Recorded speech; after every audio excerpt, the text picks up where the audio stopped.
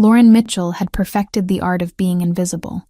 2 months working in the Pellegrini mansion had taught her exactly how to move through rooms without drawing attention, how to fade into the background of conversations, how to exist in proximity to power without ever touching it. She kept her head down, her voice soft, and her sleeves long. Always long sleeves. Even now, in the suffocating Boston heat of late July, she wore a thin cotton blouse buttoned to her wrists while she chased a 5-year-old boy through the sprawling backyard. Matteo Pellegrini laughed as he zigzagged between the perfectly manicured hedges, his dark curls bouncing with each step. He looked so much like his father, the same sharp jawline beginning to form even at his young age, the same intense brown eyes that could shift from warm to calculating in a heartbeat. But where Nicholas Pellegrini radiated danger, his son was pure light. "You cannot catch me," Matteo called out in his adorable mix of English, and the words his late mother had taught him before she died 3 years ago. Lauren smiled despite the sweat trickling down her back. "I think you might be right. You're too fast for me." The boy stopped running and turned to face her, hands on his hips in an exaggerated display of victory. "I win. You win," Lauren agreed, walking toward him. "But winners still have to drink their juice before lunch." Matteo's expression shifted to one of comical betrayal. "That is not fair. Life rarely is, little man. Come on."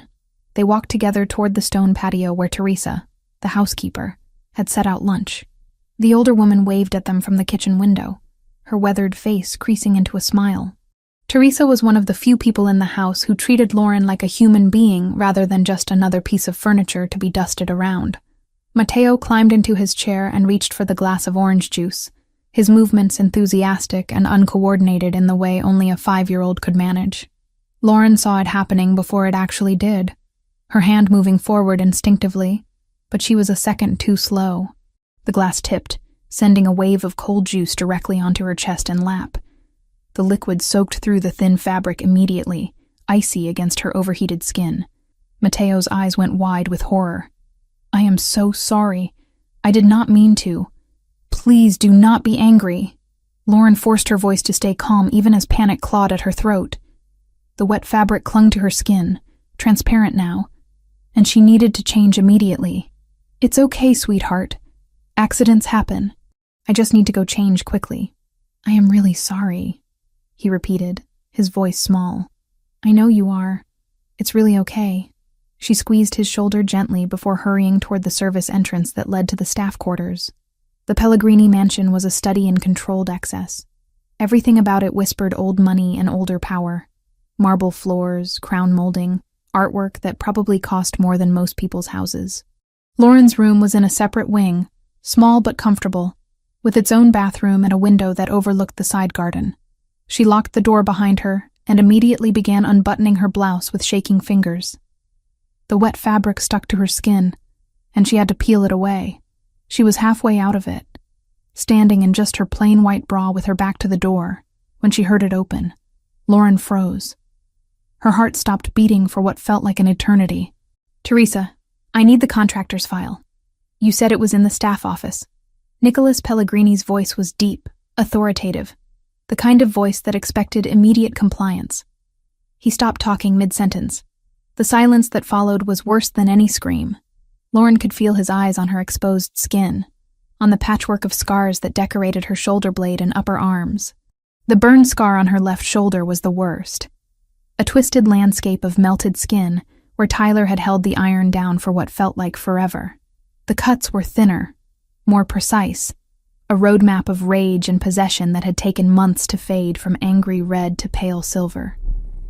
She grabbed for her blouse, trying to cover herself, but her movements were jerky and desperate. When she finally managed to turn around, clutching the wet fabric to her chest, Nicholas was still standing in the doorway. His expression was unreadable. Not disgust, not pity, just an intense focus that made her feel more exposed than her partial nudity. "I apologize," he said, his voice carefully controlled. "I thought this was the office." Teresa must have misunderstood. Lauren couldn't speak. Her throat had closed completely. Nicholas stepped back and closed the door with a quiet click that sounded deafening in the sudden silence. Lauren sank onto the edge of her bed, still holding the wet blouse, and tried to remember how to breathe. He had seen, after 2 months of being so careful, of wearing long sleeves in summer heat, of declining to swim with Matteo, of making sure no one ever got close enough to notice, Nicholas Pellegrini had seen everything. She changed into a fresh blouse with mechanical movements, her mind racing through options. She could pretend it never happened. She could quit. She could wait to be fired. Each option felt equally impossible. By the time she returned to the patio, Matteo had finished his lunch and was coloring at the outdoor table. He looked up with worried eyes. "Are you okay? I really did not mean to spill." "I know, baby, I'm fine. Just a little wet juice never hurt anyone." She ruffled his hair, trying to inject normalcy into her voice. The afternoon passed in a blur of activities. Lauren helped Matteo with his coloring, read him 3 stories, and played an elaborate game involving toy cars and imaginary traffic laws. Through it all, she felt the weight of Nicholas's gaze whenever he passed through a room, though he never spoke to her directly. Dinner was always early for Matteo. Lauren prepared his favorite meal with Teresa's help, mac and cheese with cut-up hot dogs shaped like octopi. Simple food that made the boy giggle.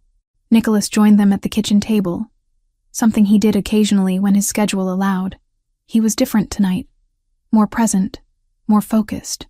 He asked Matteo about his day, listened to the breathless retelling of their race in the garden, smiled at the appropriate moments. But his eyes kept drifting to Lauren, studying her with an intensity that made her skin prickle. After dinner, it was time for Matteo's bath and bedtime routine. Lauren ran the water, tested the temperature, and helped him scrub behind his ears, which he always tried to skip. She read him 2 more stories, tucked him in, and kissed his forehead. "Good night, little man. Good night, Lauren. I love you." The words always made her chest ache. "I love you too."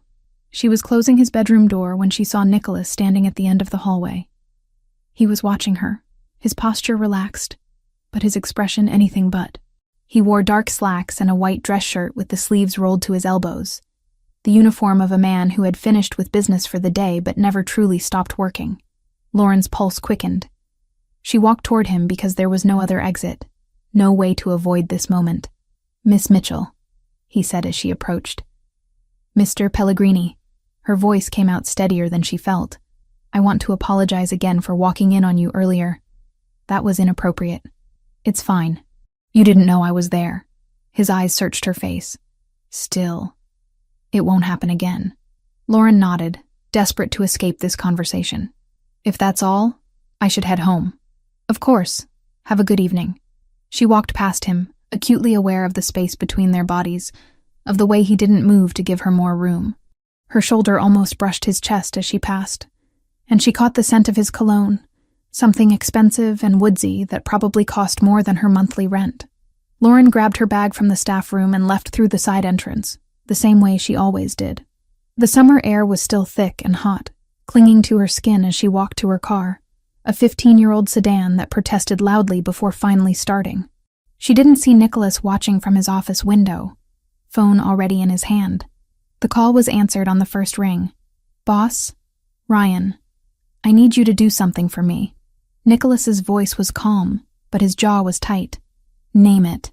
I need a complete background check on Lauren Mitchell. Everything. Where she came from, why she's here, who she was before she started working for me. I need it by tomorrow morning." There was a pause on the other end. "The nanny? Everything okay? Just do it. And Ryan, I want it comprehensive. Medical records if you can get them, previous addresses, employment history, everything. Consider it done." Nicholas ended the call and stood at the window for a long time, watching the empty driveway where Lauren's car had been. The scars he had seen told a story, one written in pain and survival. Burns didn't happen by accident in patterns like that. Cuts that precise didn't come from clumsiness. Someone had hurt her, deliberately, methodically, and Nicholas needed to know who. He returned to his desk and tried to focus on the papers spread across its surface. Supply chain documents, accounts that needed reviewing, a dispute between two of his captains that required mediation, the normal business of running an organization that officially didn't exist. But his mind kept returning to the image of Lauren's back, to the way she had frozen when she heard his voice, to the terror in her eyes when she turned around. Not fear of him specifically, but fear of being seen, of being exposed, of being vulnerable. He recognized that fear. He had seen it before in his wife's eyes during the last weeks before the accident that killed her. Fear of the life he led, of the danger that followed him, of what their son might become if he followed in his father's footsteps. A soft knock interrupted his thoughts. Teresa stood in the doorway, her expression troubled. "You need something?" he asked. "I wanted to talk to you about Lauren." Nicholas straightened. "What about her?" Teresa closed the door and moved further into the room. She had worked for the Pellegrini family for 30 years and was one of the few people who could speak freely to him. "I saw your face at dinner," she said. "Whatever happened earlier, whatever you saw, please don't fire her. That girl needs this job. I'm not firing her."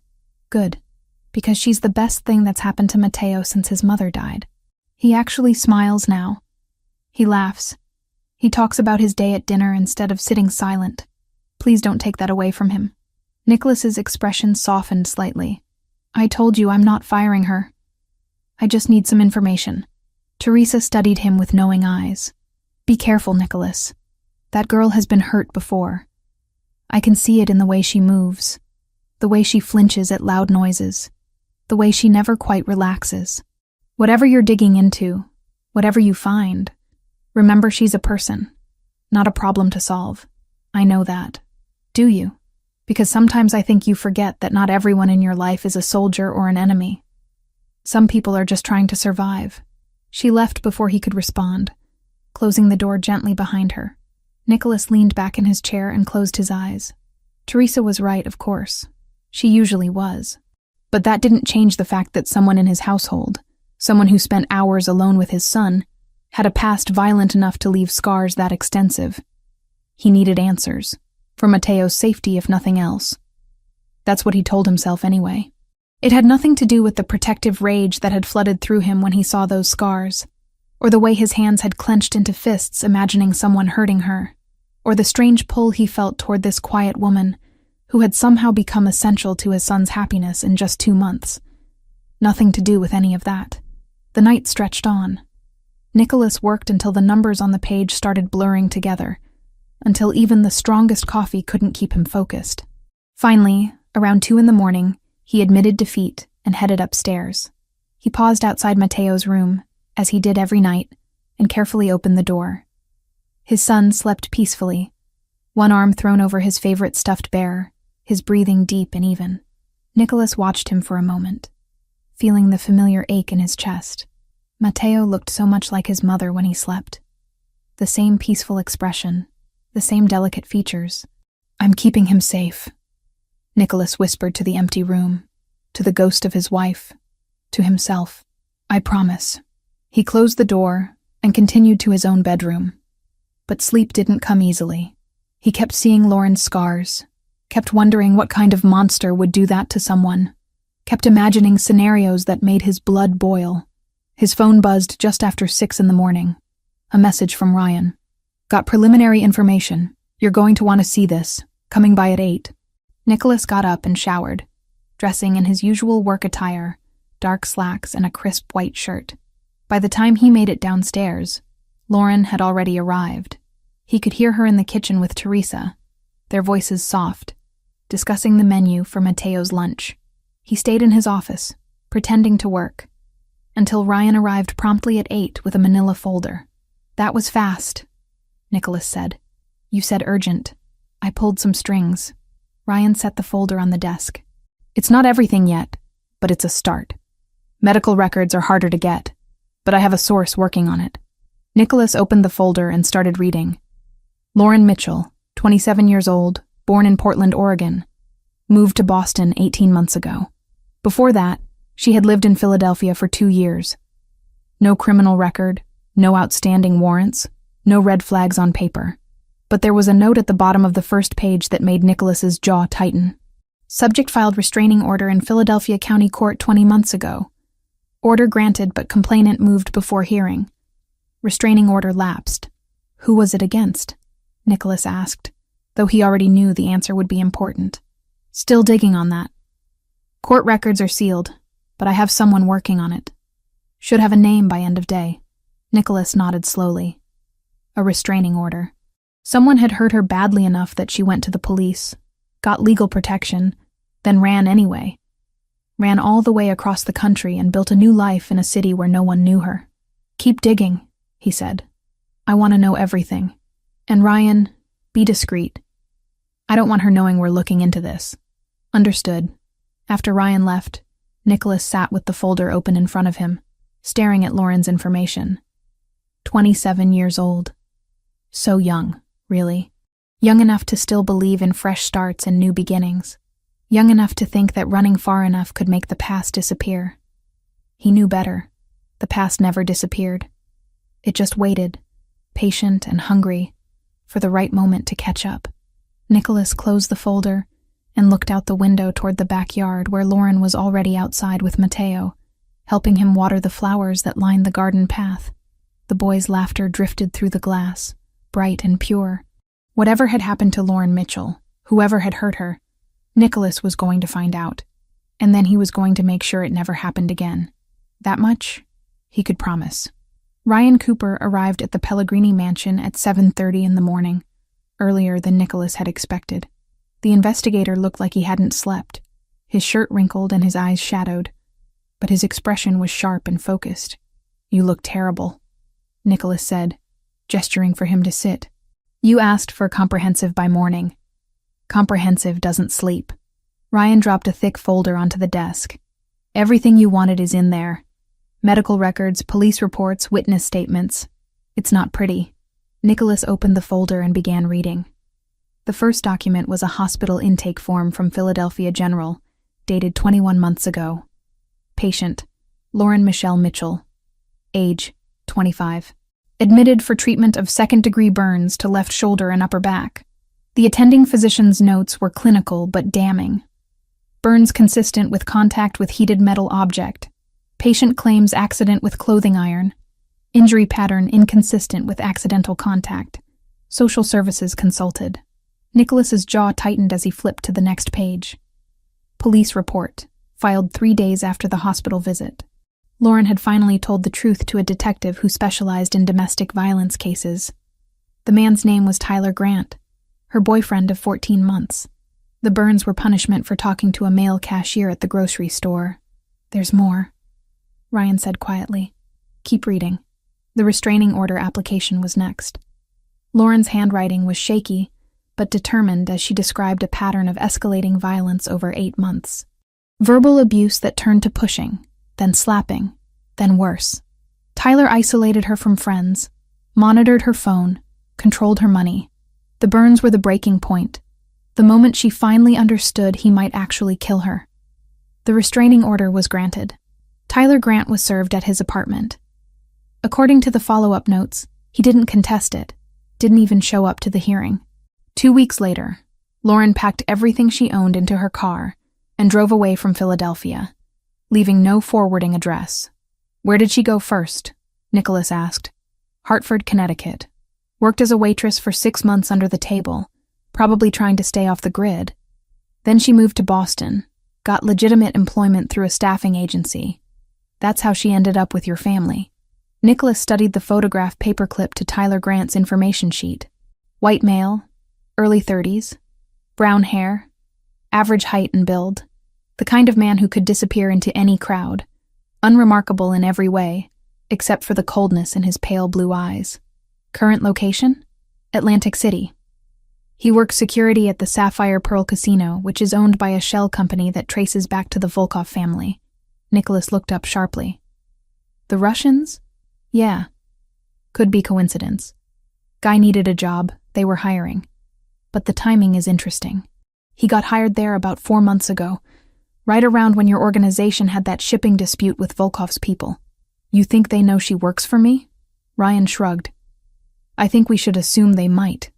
The Volkovs are thorough. If they're looking for leverage against you, They'd investigate everyone in your household. Your son's nanny would be on that list. Nicholas closed the folder and leaned back in his chair, his mind already working through scenarios and contingencies. If the Russians knew about Lauren, if they knew about her connection to Tyler Grant, they could use that relationship as a weapon. Bring Tyler back into her life, traumatize her, destabilize Nicholas's household, create chaos. I want surveillance on him, Nicholas said. 24 hours, rotating teams. I want to know everywhere he goes, everyone he talks to, every phone call he makes. Done. What about her? Does she know you're looking into this? Not yet, but she's about to. Ryan stood. Be careful how you handle this, boss. She's not one of your soldiers. You can't just order her to accept your protection. Watch me. After Ryan left, Nicholas sat with the folder open, staring at the hospital photograph of Lauren's burns. The image was clinical, taken for medical documentation, but it showed the full extent of the damage. The skin on her shoulder was mottled and twisted, the kind of scar that would never fully fade. Rage burned through him, cold and controlled. He had built his entire life on power and control, on making sure the people under his protection stayed safe. The fact that Lauren had been hurt like this, that she had suffered while he existed in the same world, felt like a personal failure, even though he hadn't known her then. He picked up his phone and made a call to his head of security. Marcus, I want the perimeter system upgraded. More cameras, motion sensors, the works. And I want 2 additional guards on rotation, specifically focused on monitoring anyone approaching the property who doesn't have clearance. Something happen? Just do it. I want it operational by end of week. The next call was more delicate. Nicholas dialed a number he rarely used, one that connected him to a contact in Atlantic City who owed him several favors. I need someone watched, Nicholas said when the man answered. Tyler Grant, works security at the Sapphire Pearl. I want to know his schedule, his habits, his connections, and I need to know if anyone from the Volkov organization is paying special attention to him. This related to the casino situation? Different matter. Personal. The man on the other end understood immediately that no further questions would be welcome. I'll have someone on him by tonight. Nicholas ended the call and checked his watch. 9:15. Mateo would be at his swimming lesson until 10:30, which meant Lauren would be alone in the house, except for Teresa. This was as private as the conversation was going to get. He found her in the kitchen, preparing ingredients for Mateo's lunch. She wore another long-sleeved shirt despite the heat, pale blue this time, with the sleeves buttoned at her wrists. Her blonde hair was pulled back in a ponytail, and she hummed softly while she worked, some melody he didn't recognize. Miss Mitchell, I need to speak with you privately. Lauren jumped, nearly dropping the knife she was using to slice vegetables. She turned, her blue eyes wide. Mr. Pellegrini, I didn't hear you come in. My office, please. Her face paled slightly, but she nodded and followed him through the house. Nicholas could feel her tension radiating like heat as they walked, the way her steps slowed as they approached his office door. He gestured for her to sit in one of the leather chairs facing his desk. She perched on the edge, her posture rigid, hands clasped tightly in her lap. Nicholas didn't sit. Instead, he placed the folder on the desk between them and watched her reaction. Her eyes dropped to it, and he saw the moment she recognized what it might contain. The color drained from her face completely. I had you investigated, he said, his voice matter-of-fact. After what I saw yesterday, I needed to know what happened to you. Lauren's breathing became shallow. You had no right. I have every right. You work in my home. You spend time alone with my son. I need to know who you are. I'm exactly who I said I was. I gave you references, background checks, everything you asked for when you hired me. You gave me a sanitized version. You didn't mention Tyler Grant. The name hit her like a physical blow. She flinched, her hands gripping each other so tightly her knuckles went white. How did you... Hospital records, police reports, restraining order application. It's all in here. He tapped the folder. 2nd-degree burns, multiple incidents of physical assault, 8 months of systematic abuse before you finally got out. Lauren stood abruptly, her chair scraping against the floor. You had no right to dig into that. That part of my life is over. I left it behind. Did you? Because Tyler Grant is currently employed by an organization that has active conflicts with my family. That's not a coincidence I can ignore. She stared at him, confusion mixing with the fear in her eyes. What are you talking about? Tyler works at some casino. He doesn't have anything to do with your business. The casino is owned by the Russian mob. The same people who have been trying to move into my territory for the past year. The same people who killed my wife. The words hung in the air between them. Lauren sank back into the chair, her legs apparently unable to hold her weight anymore. I didn't know, she whispered. I swear, I didn't know about any of that. I just needed a job, and your agency sent me here. And I thought I'd finally found somewhere safe. Nicholas studied her face, looking for any sign of deception. He had spent years reading people, learning to spot lies and manipulation. Lauren showed neither. She was terrified. Yes, but it was the terror of a victim facing her past, not the calculated fear of someone caught in a scheme. I believe you, he said finally, but that doesn't change our situation. If the Russians know you work for me, if they know about your connection to Tyler, they could use that against both of us. Then I'll leave. I'll quit. Move to another city. Start over again. I've done it before. No. The word came out harder than he intended. Lauren looked up at him, startled. No, he repeated softer this time. You're not running again. You're under my protection now. I don't need protection. I need to disappear before Tyler finds me, before your enemies use me to hurt you and Mateo. Nicholas moved around the desk and crouched in front of her chair, bringing himself to her eye level. Listen to me carefully, Lauren. The moment you started working in this house, you became part of my world whether you knew it or not. People watch everyone associated with me. They look for weaknesses, for leverage, for ways to hurt what I care about. Running won't change that. It will just leave you vulnerable. And staying makes me what? A prisoner in your house? It makes you someone I can keep safe. I'm doubling security on the property. You'll have protection when you leave. We'll monitor Tyler's movements, make sure he doesn't come anywhere near Boston. Lauren's eyes filled with tears, though she blinked them back furiously. Why? Why would you do this for me? I'm just your employee. You barely know me. The question was valid, and Nicholas didn't have an answer that made sense even to himself. The logical response was that protecting her protected Mateo, that allowing a threat to exist anywhere in his household was unacceptable.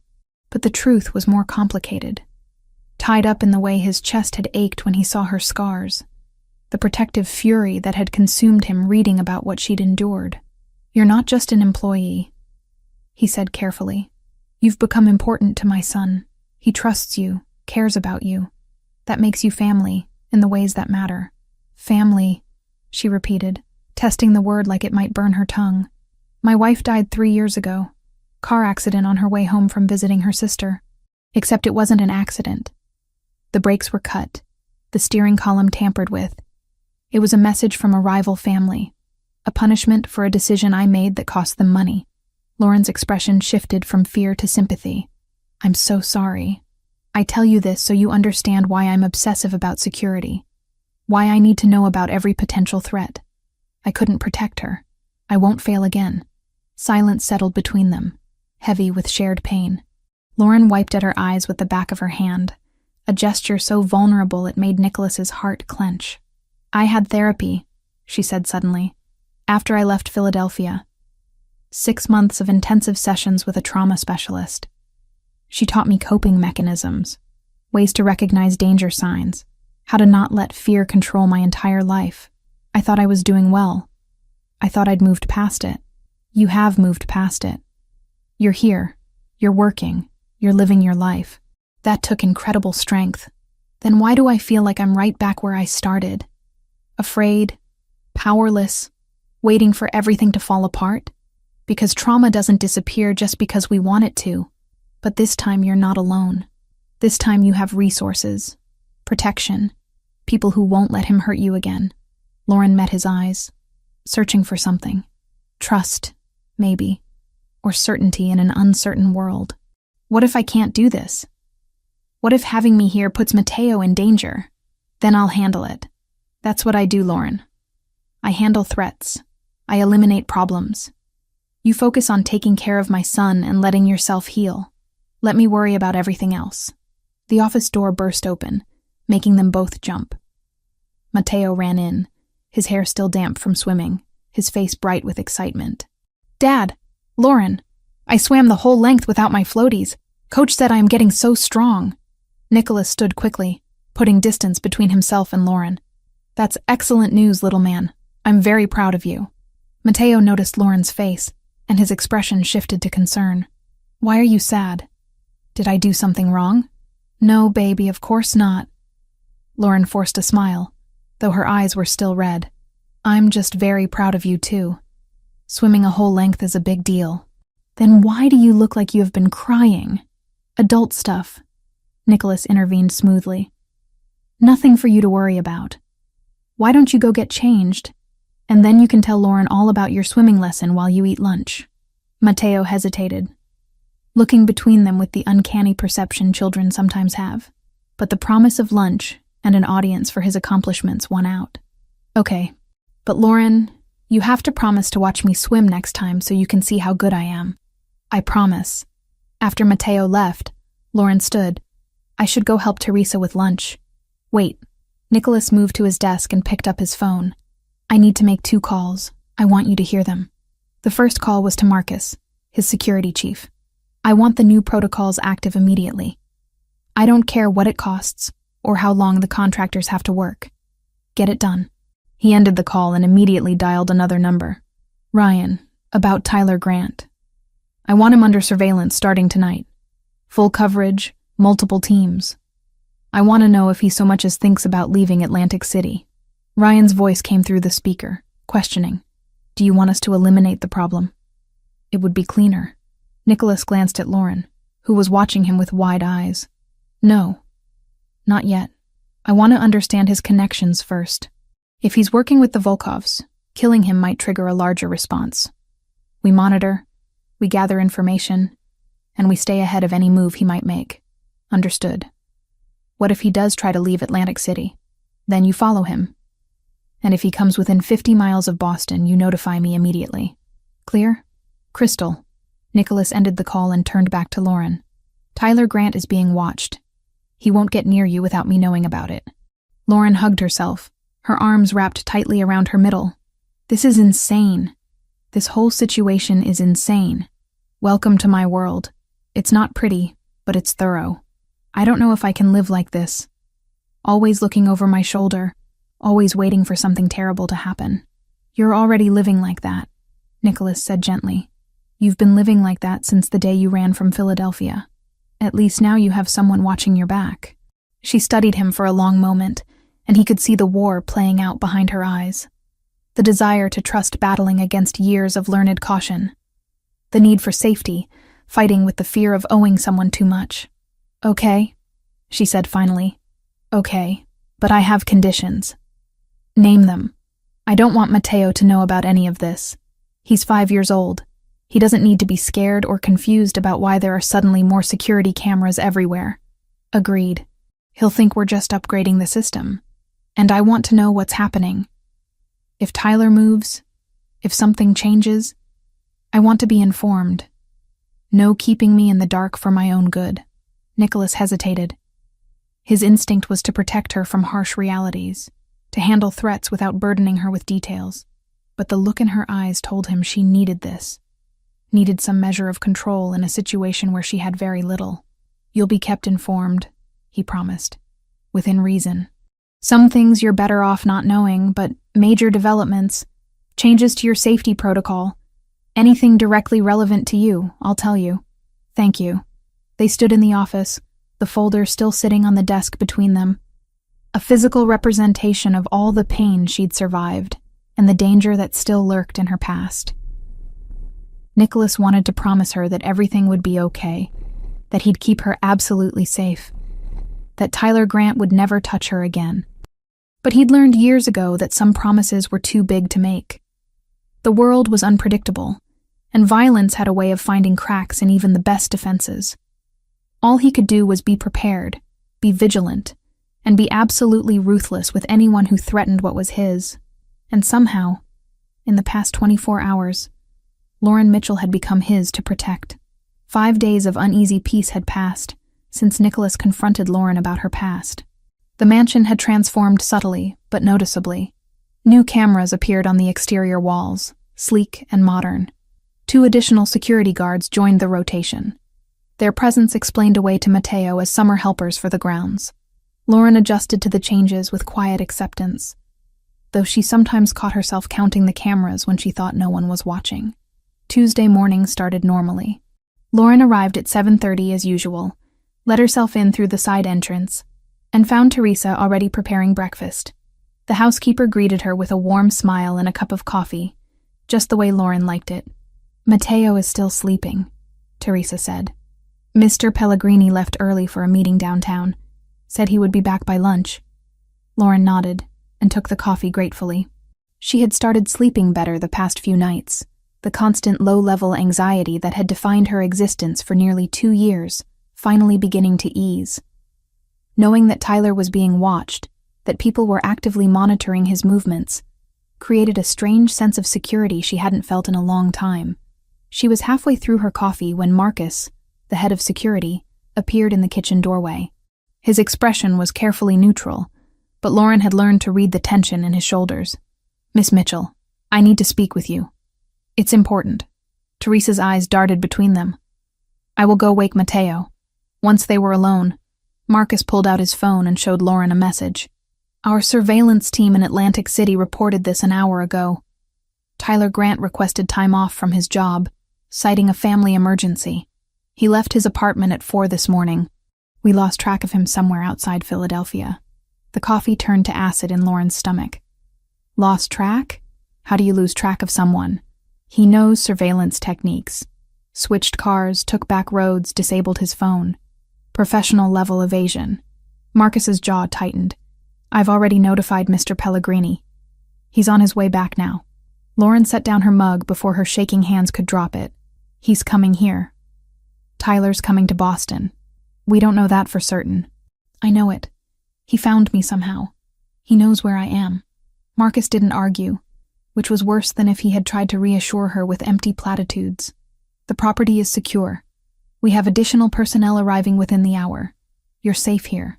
Safe. The word felt like a lie. Lauren had thought she was safe in Philadelphia, too.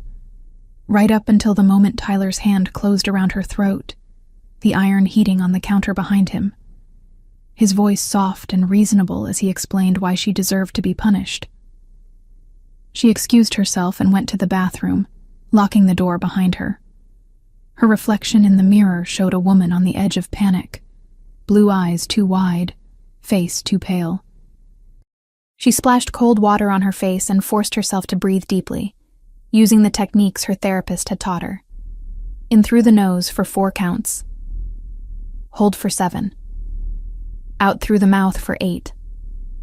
The pattern calmed her racing heart enough that she could think clearly. She had 2 choices: run again, disappear into another city with another identity, or trust that Nicholas's protection was real and substantial. Running felt familiar, comfortable in its own terrible way, but it also felt like giving up, like admitting that Tyler would control her life forever, chasing her from place to place until she had nowhere left to hide. A knock on the bathroom door startled her. "Lauren?" Mateo's voice was sleep-rough and concerned. "Are you okay in there?" She unlocked the door and found the boy in his pajamas, his dark hair sticking up in several directions. His expression worried. "I'm fine, sweetheart. Just needed a minute." Teresa said something is happening. "Are we in danger?" The question was too perceptive for a 5-year-old, but Mateo had grown up in a world where danger was always a possibility, where his father's business meant constant vigilance. Lauren crouched down to his level. "Everything is okay. Your dad is being extra careful about security, that's all. Because of bad people who don't like him? Something like that." Mateo hugged her suddenly, his small arms tight around her neck. "I don't want the bad people to hurt you." Lauren's throat closed with emotion. "They won't, baby. I promise." Nicholas arrived 20 minutes later, his face set in hard lines. He went directly to his office with Marcus. and Lauren could hear the low murmur of urgent conversation through the closed door. She kept Mateo occupied with breakfast and coloring, trying to project a calm she absolutely did not feel. At 9:30, a delivery van pulled up to the front gate. Through the window, Lauren watched Marcus go out to meet it. He spoke briefly with the driver, then accepted a large bouquet of flowers. Her blood turned to ice.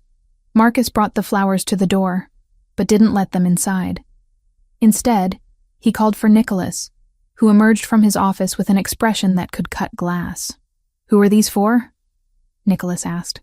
"Lauren Mitchell," Marcus replied. No return address on the card. Nicholas took the small envelope attached to the bouquet and opened it. Whatever he read, there made his entire body go rigid. He looked up, his dark eyes finding Lauren where she stood frozen in the kitchen doorway. "Get Mateo upstairs, now." The command in his voice snapped her into motion. She took Mateo's hand and led him quickly to his bedroom, her heart pounding so hard she could barely breathe. "Why is Dad angry?" Mateo asked. "He's not angry, just busy with work stuff. Why don't you play with your cars for a bit?" She left him building an elaborate racetrack and hurried back downstairs. Nicholas was in his office, the bouquet sitting on his desk like a bomb.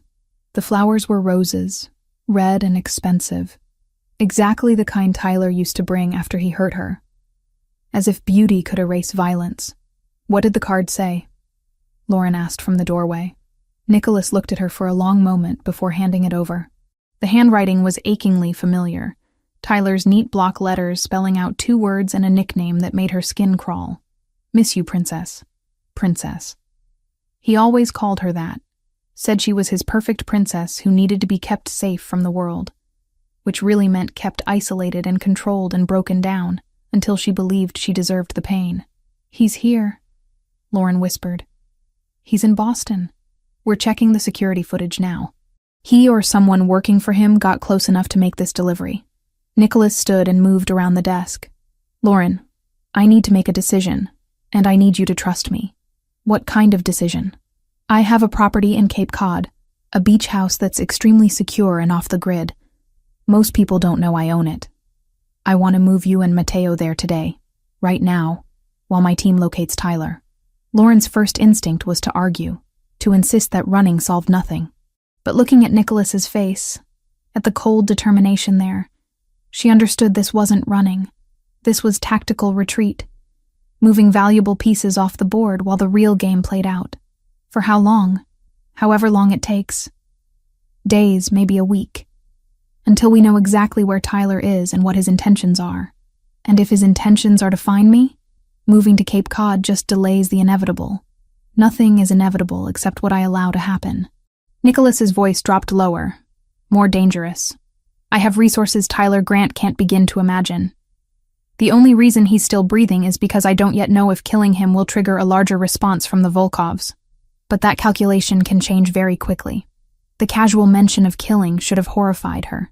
Instead, Lauren felt a dark satisfaction curl in her chest. Tyler had terrorized her for months, had burned and beaten and broken her while she had no one to defend her. No power to fight back. The idea that someone might actually make him pay for that felt like justice, even if it came from a morally questionable source. "Okay," she said. "How soon do we leave?" 30 minutes. Pack light. We have everything you'll need at the house. And Lauren, this stays between us. Mateo doesn't need to know why we're really going." They left exactly 32 minutes later in an SUV with tinted windows, Marcus driving and another guard in the passenger seat. Lauren sat in the back with Mateo, who peppered her with excited questions about the beach house. "Can we swim in the ocean? Maybe, if it's warm enough. Will there be crabs? I want to catch crabs." "I don't know, baby. We'll see what we find." Nicholas followed in a separate car with 2 more guards. The convoy moved through Boston traffic with practiced efficiency, taking a route that changed twice based on instructions Nicholas received via phone. They reached Cape Cod in just under 2 hours. The beach house sat at the end of a private road, surrounded by tall hedges and natural dunes. It was smaller than the Boston mansion, but no less impressive. All weathered wood and floor-to-ceiling windows facing the ocean. Mateo was enchanted immediately. "Can I go to the beach? Please? I want to see the water." Lauren looked to Nicholas, who had just finished a tense phone call. He nodded. "Stay where we can see you from the deck. Don't go in the water without an adult." The boy ran off, and Lauren followed at a slower pace, suddenly exhausted despite the early hour. The ocean stretched endlessly before them, gray-blue under a cloudy sky. Mateo searched for shells along the waterline, his laughter carrying on the salt-scented breeze. Nicholas stood beside her on the deck, his phone still in his hand. "My team picked up Tyler on security camera footage from this morning. He was 3 blocks from the mansion, sitting in a parked car, watching the gate." Lauren's breath caught. 3 blocks. That close. The license plate traces to a rental company. He's using a fake ID, paying cash. Professional-grade false documentation, which suggests he had help acquiring it. "The Russians," Lauren said quietly. "Possibly. Or he's just more connected than we thought." Nicholas turned to face her. "Either way, he's in Boston. He knows where you were, and he's actively trying to locate you. Moving here was the right call." Lauren wrapped her arms around herself, watching Mateo play. "How did this become my life? 6 months ago, my biggest worry was whether I'd saved money for rent. Now I'm hiding from my abusive ex-boyfriend, while a mafia boss protects me from Russian mobsters. Life has a way of getting complicated." That's an understatement. They stood in silence for a while, the sound of waves filling the space between words. Finally, Nicholas spoke again. "I need to go back to Boston tonight. There are things I need to handle personally." Panic flared in Lauren's chest. "You're leaving us here alone. Marcus and 3 other guards will stay with you. The house has a security system that would make a bank jealous. You'll be safer here than anywhere else I can think of." "That's not reassuring. It's the truth." "Lauren, I need you to trust that I know what I'm doing." She wanted to argue, to demand he stay, to tell him that she felt safe only when he was close. But those feelings were dangerous, the kind that led to dependence and complications she couldn't afford. "Fine. But you call me if anything changes." "I will." Nicholas left after dinner, which Lauren and Mateo ate on the deck while the sun set over the water. The boy fell asleep early, exhausted from playing on the beach. Lauren carried him to the bedroom Nicholas had indicated, tucked him in, and stood watching him sleep for a long moment. He looked so peaceful, so innocent. The idea that her presence in his life might endanger him made her stomach twist with guilt. Maybe she should leave after all. Disappear in the middle of the night before Tyler's hunt for her brought violence to Nicholas's door. She was still wrestling with that thought when she heard a car pull up outside. Marcus went to check, then returned with Nicholas, who looked tired and tense. "I thought you went back to Boston," Lauren said. "I did. Meeting finished early. Thought I'd stay here tonight instead of driving back in the dark." It was a lie. Lauren could see it in the way he didn't quite meet her eyes. He had come back because he was worried, because leaving them felt wrong despite the security measures. The realization warmed something in her chest that had been cold for a very long time. "Thank you," she said quietly. Nicholas nodded and disappeared into what must have been his bedroom. Lauren tried to settle on the couch with a book, but her mind wouldn't focus. Every sound made her jump. Every shadow through the windows looked like Tyler's silhouette. Around midnight, exhaustion finally started to win over anxiety. Her eyes grew heavy, the book slipping from her hands. She drifted into uneasy sleep, and immediately the nightmares began. Tyler's face, close to hers, his breath hot and sour. The iron in his hand, glowing red. Her own voice screaming, begging, promising anything if he would just stop. The smell of her skin burning. The sound like meat on a grill. His voice, soft and loving. "You made me do this, princess. You know I hate hurting you." Lauren woke up screaming, her body jerking upright on the couch. Strong hands gripped her shoulders, and she fought instinctively.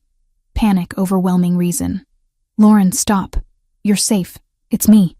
Nicholas's voice cut through the terror. She stopped struggling and focused on his face, on the concern in his dark eyes. He was kneeling in front of the couch, still wearing the dress pants and white shirt from earlier, now rumpled from sleep. "Sorry," she gasped. "I'm sorry, I didn't mean to wake you. Don't apologize. Are you okay?"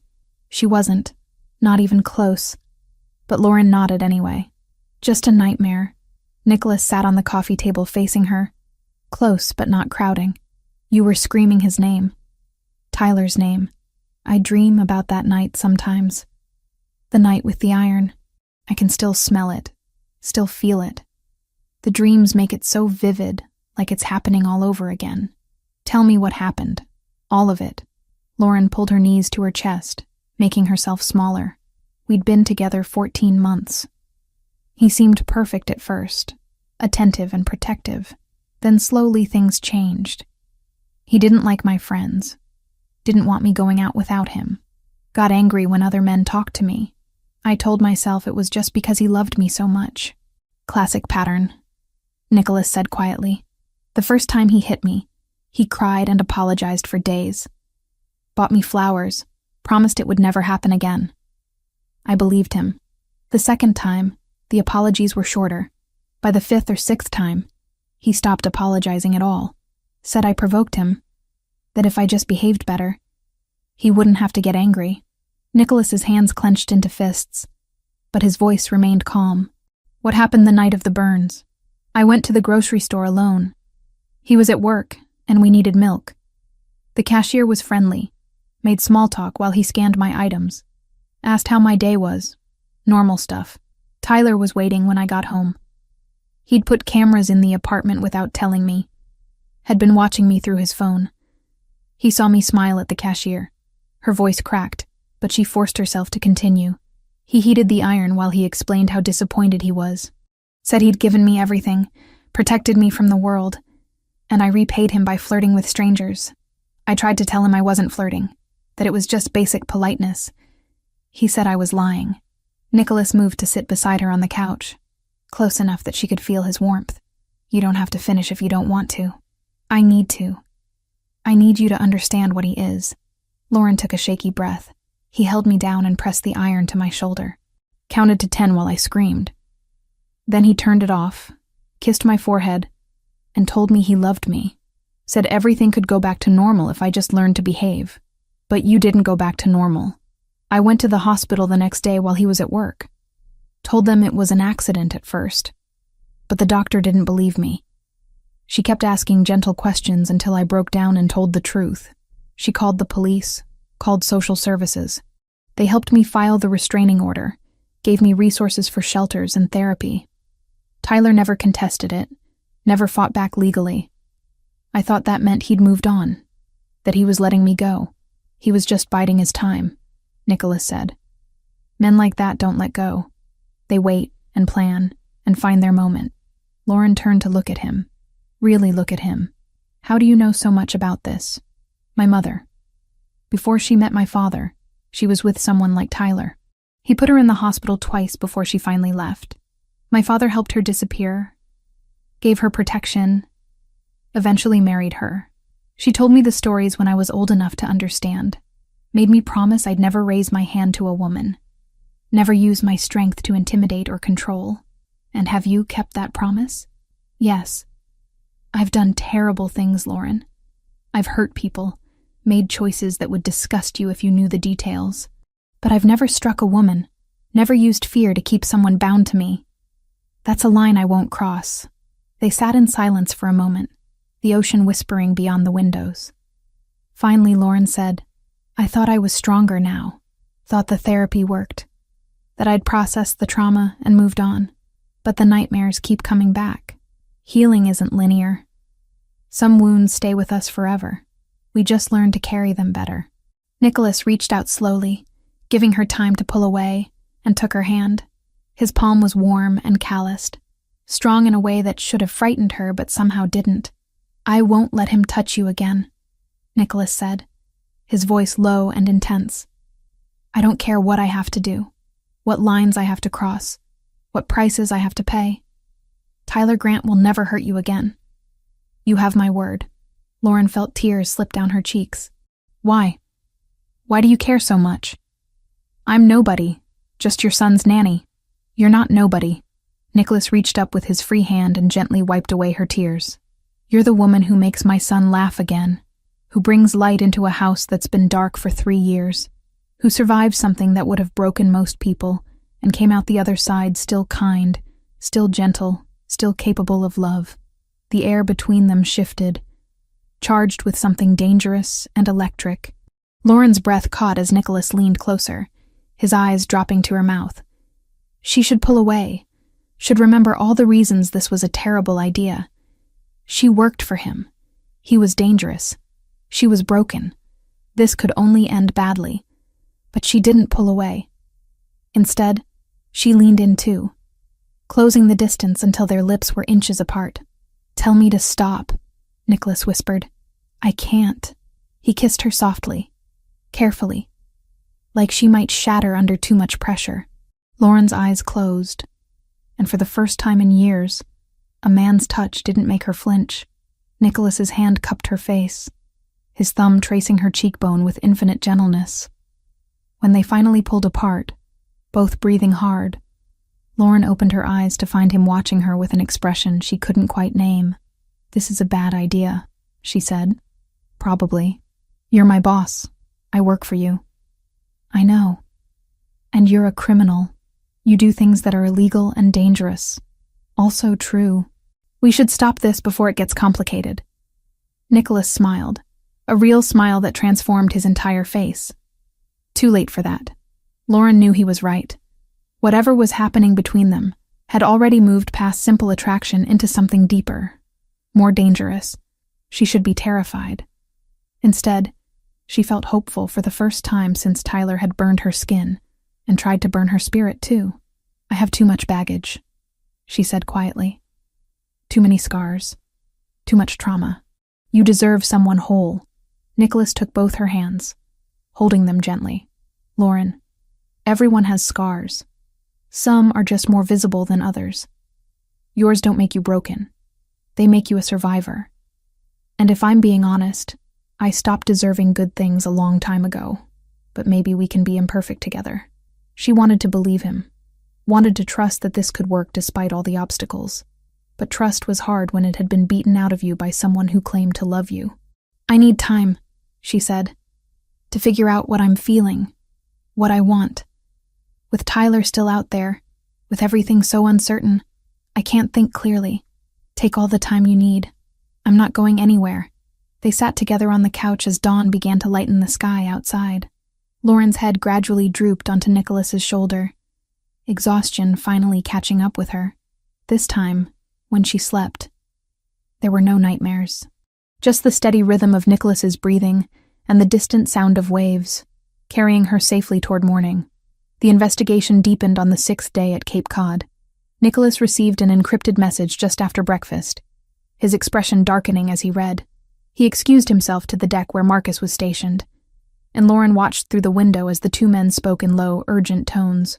When Nicholas returned, his jaw was set in a way that meant bad news. He waited until Mateo was occupied building a sandcastle outside before speaking. "We found something," he said quietly. "Tyler's apartment in Atlantic City was searched by one of my contacts. There were photographs, dozens of them. You with Mateo at the park, getting coffee, walking to your car, all taken in the weeks before he disappeared from our surveillance." Lauren's stomach dropped. He was watching us that whole time. Not just watching. Planning. But here's the concerning part. The photographs were professional quality, taken with expensive equipment. Tyler doesn't have that kind of money or skill. Someone provided the resources. The Russians. Nicholas nodded. "My investigator pulled Tyler's employment records. He was hired at the Sapphire Pearl 4 months ago as basic security. Last month, he was promoted to personal protection detail for high-value clients. The promotion came 3 days after he mentioned during a background interview that he had a personal connection to someone in my organization. He told them about me. He told them he knew someone close to the Pellegrini family. That's all it would take. The Volkovs are systematic. They gather information on everyone connected to their rivals, looking for weak points, leverage, ways to cause maximum damage with minimum risk." Lauren moved to the window, watching Mateo carefully stack wet sand. "So Tyler found out where I was working, told the Russians, and they helped him get close. That's the theory. Whether he knows he's being used or thinks he's just getting support to find his ex-girlfriend, we're not sure yet. Either way, you're caught in the middle of something bigger than a domestic dispute." The words settled over her like a heavy blanket. She'd spent 18 months running from one man, only to discover that her escape had entangled her in organized crime politics she barely understood. "What happens now?" she asked. Nicholas moved beside her at the window. "I'm meeting with my captains tonight. We need to discuss options." "What kind of options?" "The permanent kind. But there are complications. If we move against Tyler and the Volkovs find out, it could trigger a war. We're in a delicate balance right now. Territories negotiated, treaties holding. Killing one of their people, even someone as low-level as Tyler, might be the excuse they need to break those agreements." Lauren heard what he wasn't saying. "So I'm not worth starting a war over." Nicholas turned to her, his expression intense. "That's not what I meant. You're worth everything. But I have to consider consequences beyond just us. I have soldiers, families that depend on me, businesses that employ hundreds of people. One wrong move, and all of that could burn. I understand. I do. It's just hard being the problem everyone has to work around. You're not the problem. Tyler and the Russians are the problem. You're the person I'm trying to protect while dealing with them." The distinction felt minimal, but Lauren nodded anyway.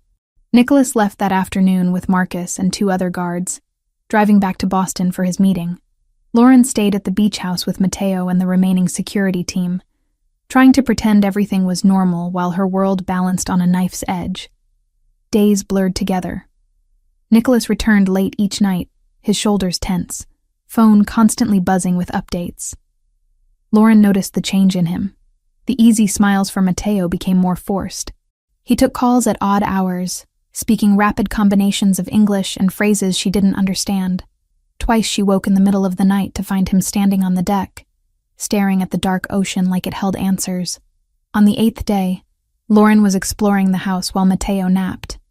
The beach house was smaller than the Boston mansion, but still luxurious, with multiple bedrooms and a basement she hadn't yet investigated. She found the stairs behind a door she'd assumed was a closet. The basement was finished, with soft carpet and recessed lighting. Most of it was storage, but one door at the far end was different. Heavy steel with a keypad lock. Lauren knew she should turn around, go back upstairs, respect Nicholas's privacy. Instead, she tried the handle. It was unlocked. The room beyond was climate-controlled and organized with military precision. Gun safes lined one wall, their contents visible through glass doors. Rifles, handguns, weapons she couldn't name. The opposite wall held tactical gear, body armor, equipment that belonged in a war zone rather than a beach house. Lauren stood in the doorway, finally confronting the reality she'd been avoiding. Nicholas wasn't just a businessman with questionable connections. He was a soldier in a war most people didn't know existed, fighting battles in shadows and back rooms, making choices between bad options and worse ones. She should have been horrified, should have grabbed Mateo and run. Instead, she felt a strange sense of acceptance wash over her. This dangerous man with his arsenal and his soldiers was the same person who read bedtime stories to his son, who had held her through nightmares, who was risking political stability to keep her safe from Tyler. "Find something interesting?" Lauren spun around. Nicholas stood on the basement stairs, his expression unreadable. "I'm sorry. The door was unlocked and I was curious." He descended the rest of the stairs and moved past her into the weapons room. "This is what I am, Lauren. What I do.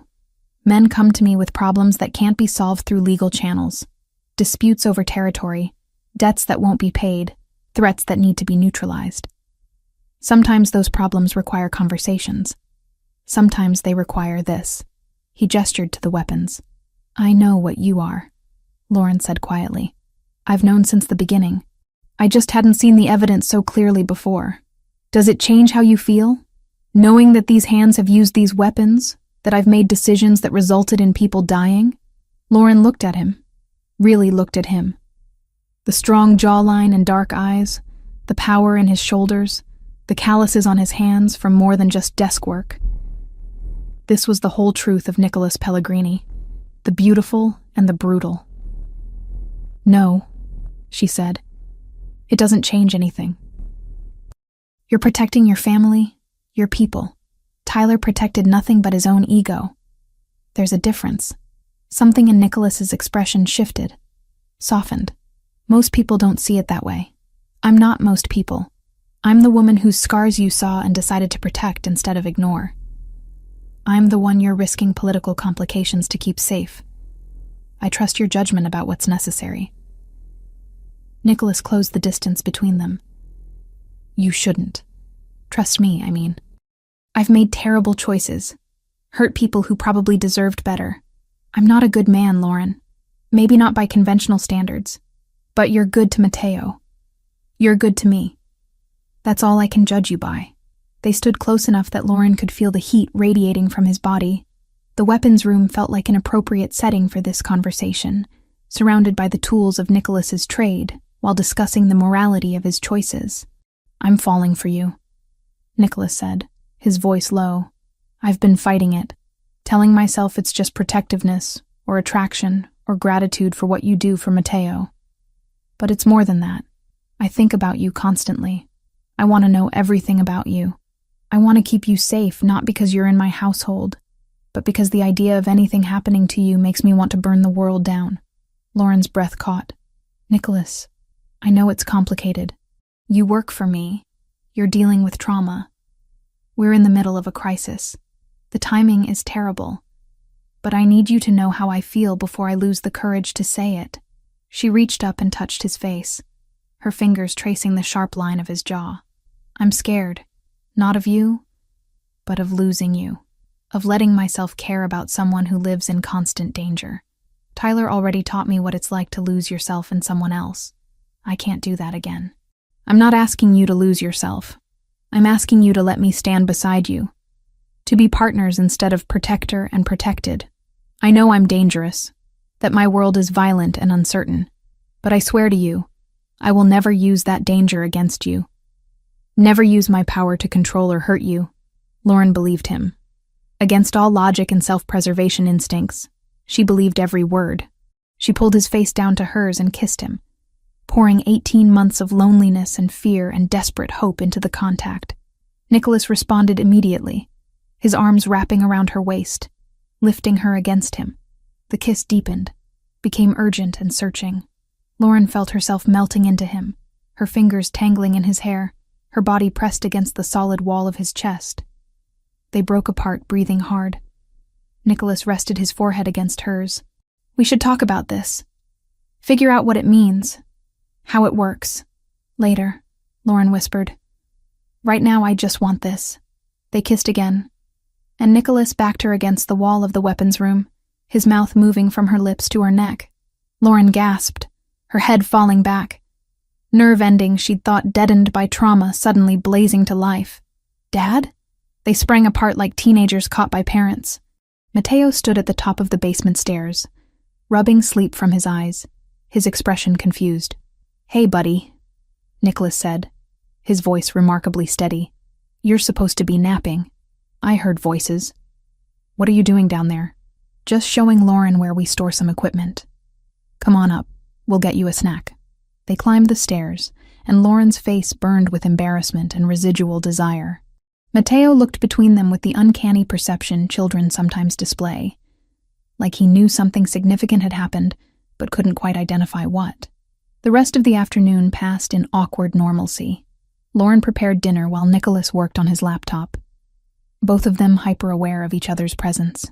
Mateo played quietly, occasionally glancing at them with puzzled expressions. After dinner, when Mateo was supposedly getting ready for his bath, he appeared in the kitchen doorway with a question that made both adults freeze. "Is Lauren going to leave like Mom did?" Nicholas set down his coffee carefully. "What makes you think that? You were looking at each other funny, like in movies before someone goes away." "I don't want her to go away." Lauren's heart broke a little. She knelt down to Mateo's level. "I'm not going anywhere, sweetheart. I promise." But Mom promised too. And then she left. Nicholas joined them, sitting on the floor so he was eye level with his son. "Mom didn't want to leave. She got very sick, remember? We talked about this with your therapist." "I know, but sometimes people leave even when they don't want to. What if Lauren has to leave because of the bad people you're always talking about on the phone?" The boy was too perceptive, absorbing more of the adult tension than they'd realized. Nicholas and Lauren exchanged glances, silently negotiating how much truth to share. "Come here, little man," Nicholas said, pulling Mateo onto his lap. I need to tell you something important. Lauren and I like each other. Not just as friends, but in a special way. Like how Mom and I liked each other. Do you understand what I'm saying? Mateo's eyes widened. Like boyfriend and girlfriend? Something like that. But it doesn't mean I love Mom any less, or that Lauren is trying to replace her. Your mother was special and amazing, and she'll always be important to our family. This is just different. The boy processed this information, his small face serious. Then he looked at Lauren. Do you like my dad too? I do, Lauren said softly. Very much. And you won't leave? Not if I can help it. Mateo seemed satisfied with this answer. He climbed off Nicholas's lap and hugged Lauren tightly. Okay. But you have to promise to tell me if something bad is going to happen.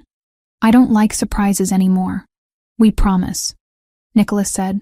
After Mateo finally went to bed, Lauren and Nicholas sat on the deck, watching the moon reflect off the dark ocean.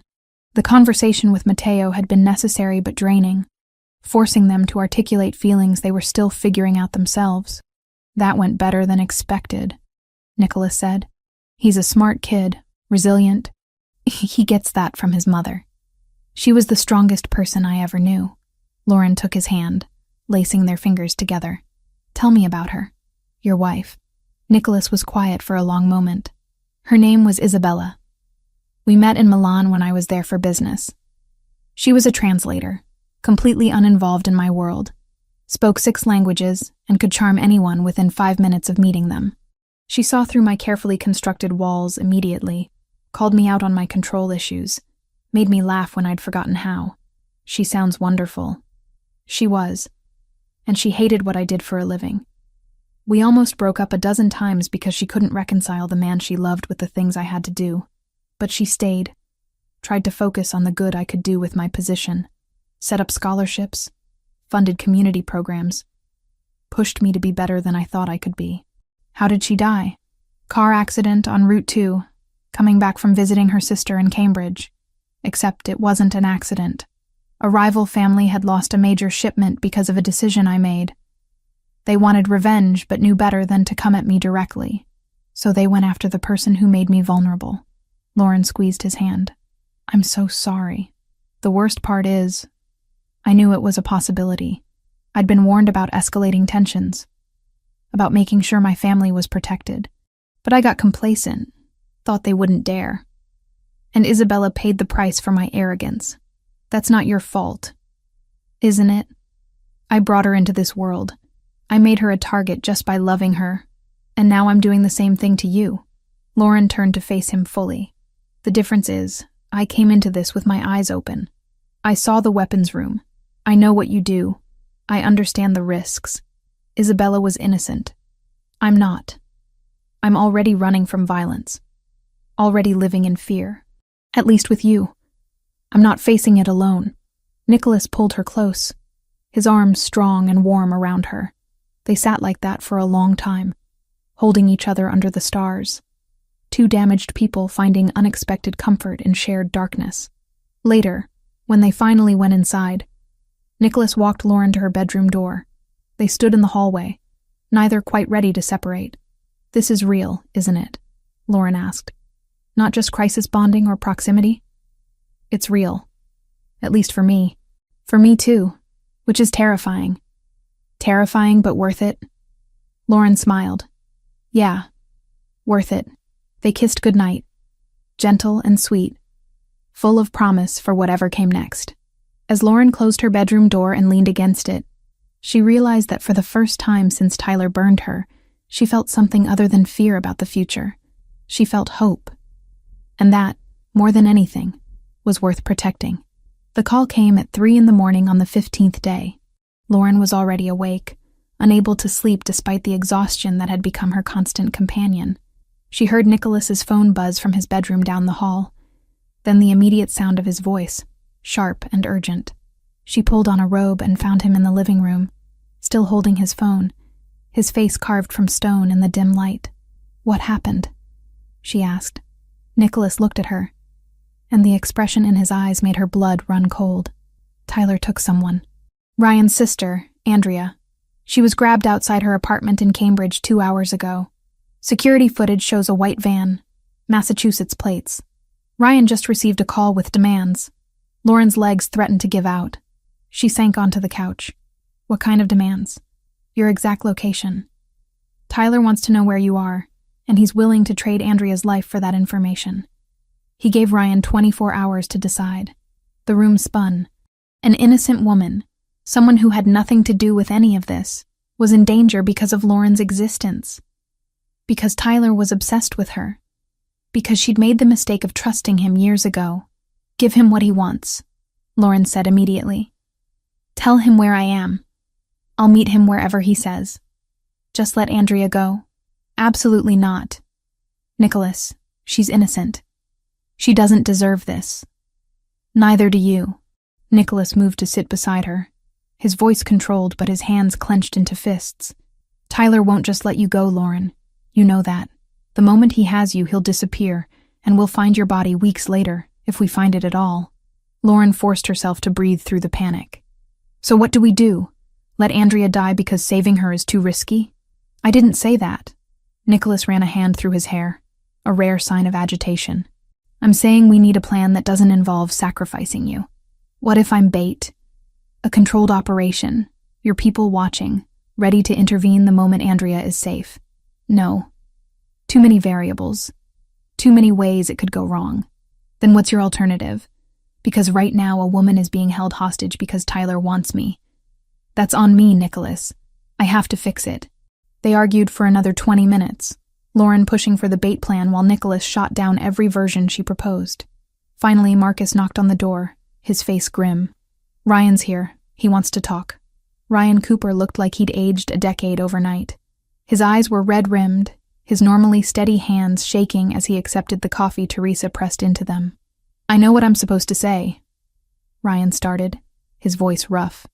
That we don't negotiate with kidnappers. That giving in to demands sets a dangerous precedent. But that's my baby sister, boss.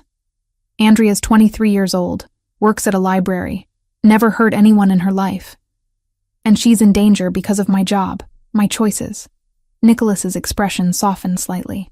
We're going to get her back, Ryan. I promise you that. How? Tyler was clear. He wants Lauren's location by 6 tonight. Or he starts sending pieces of Andrea to prove he's serious. We have 15 hours. Lauren stood abruptly. Then let's use those 15 hours. Tyler wants me, he gets me, but on our terms, in a location we control, with your entire team ready to move. Ryan looked at her with something like hope. You'd do that? Risk yourself for someone you've never met? Andrea is in this situation because Tyler is obsessed with me. Of course I'd do that. Nicholas stood as well, his jaw tight. Everyone out. I need to talk to Lauren alone. Marcus and Ryan filed out, leaving them in tense silence. Nicholas moved close, his hands gripping her shoulders. You don't have to be the hero here, he said quietly. This isn't your fault. It is, though.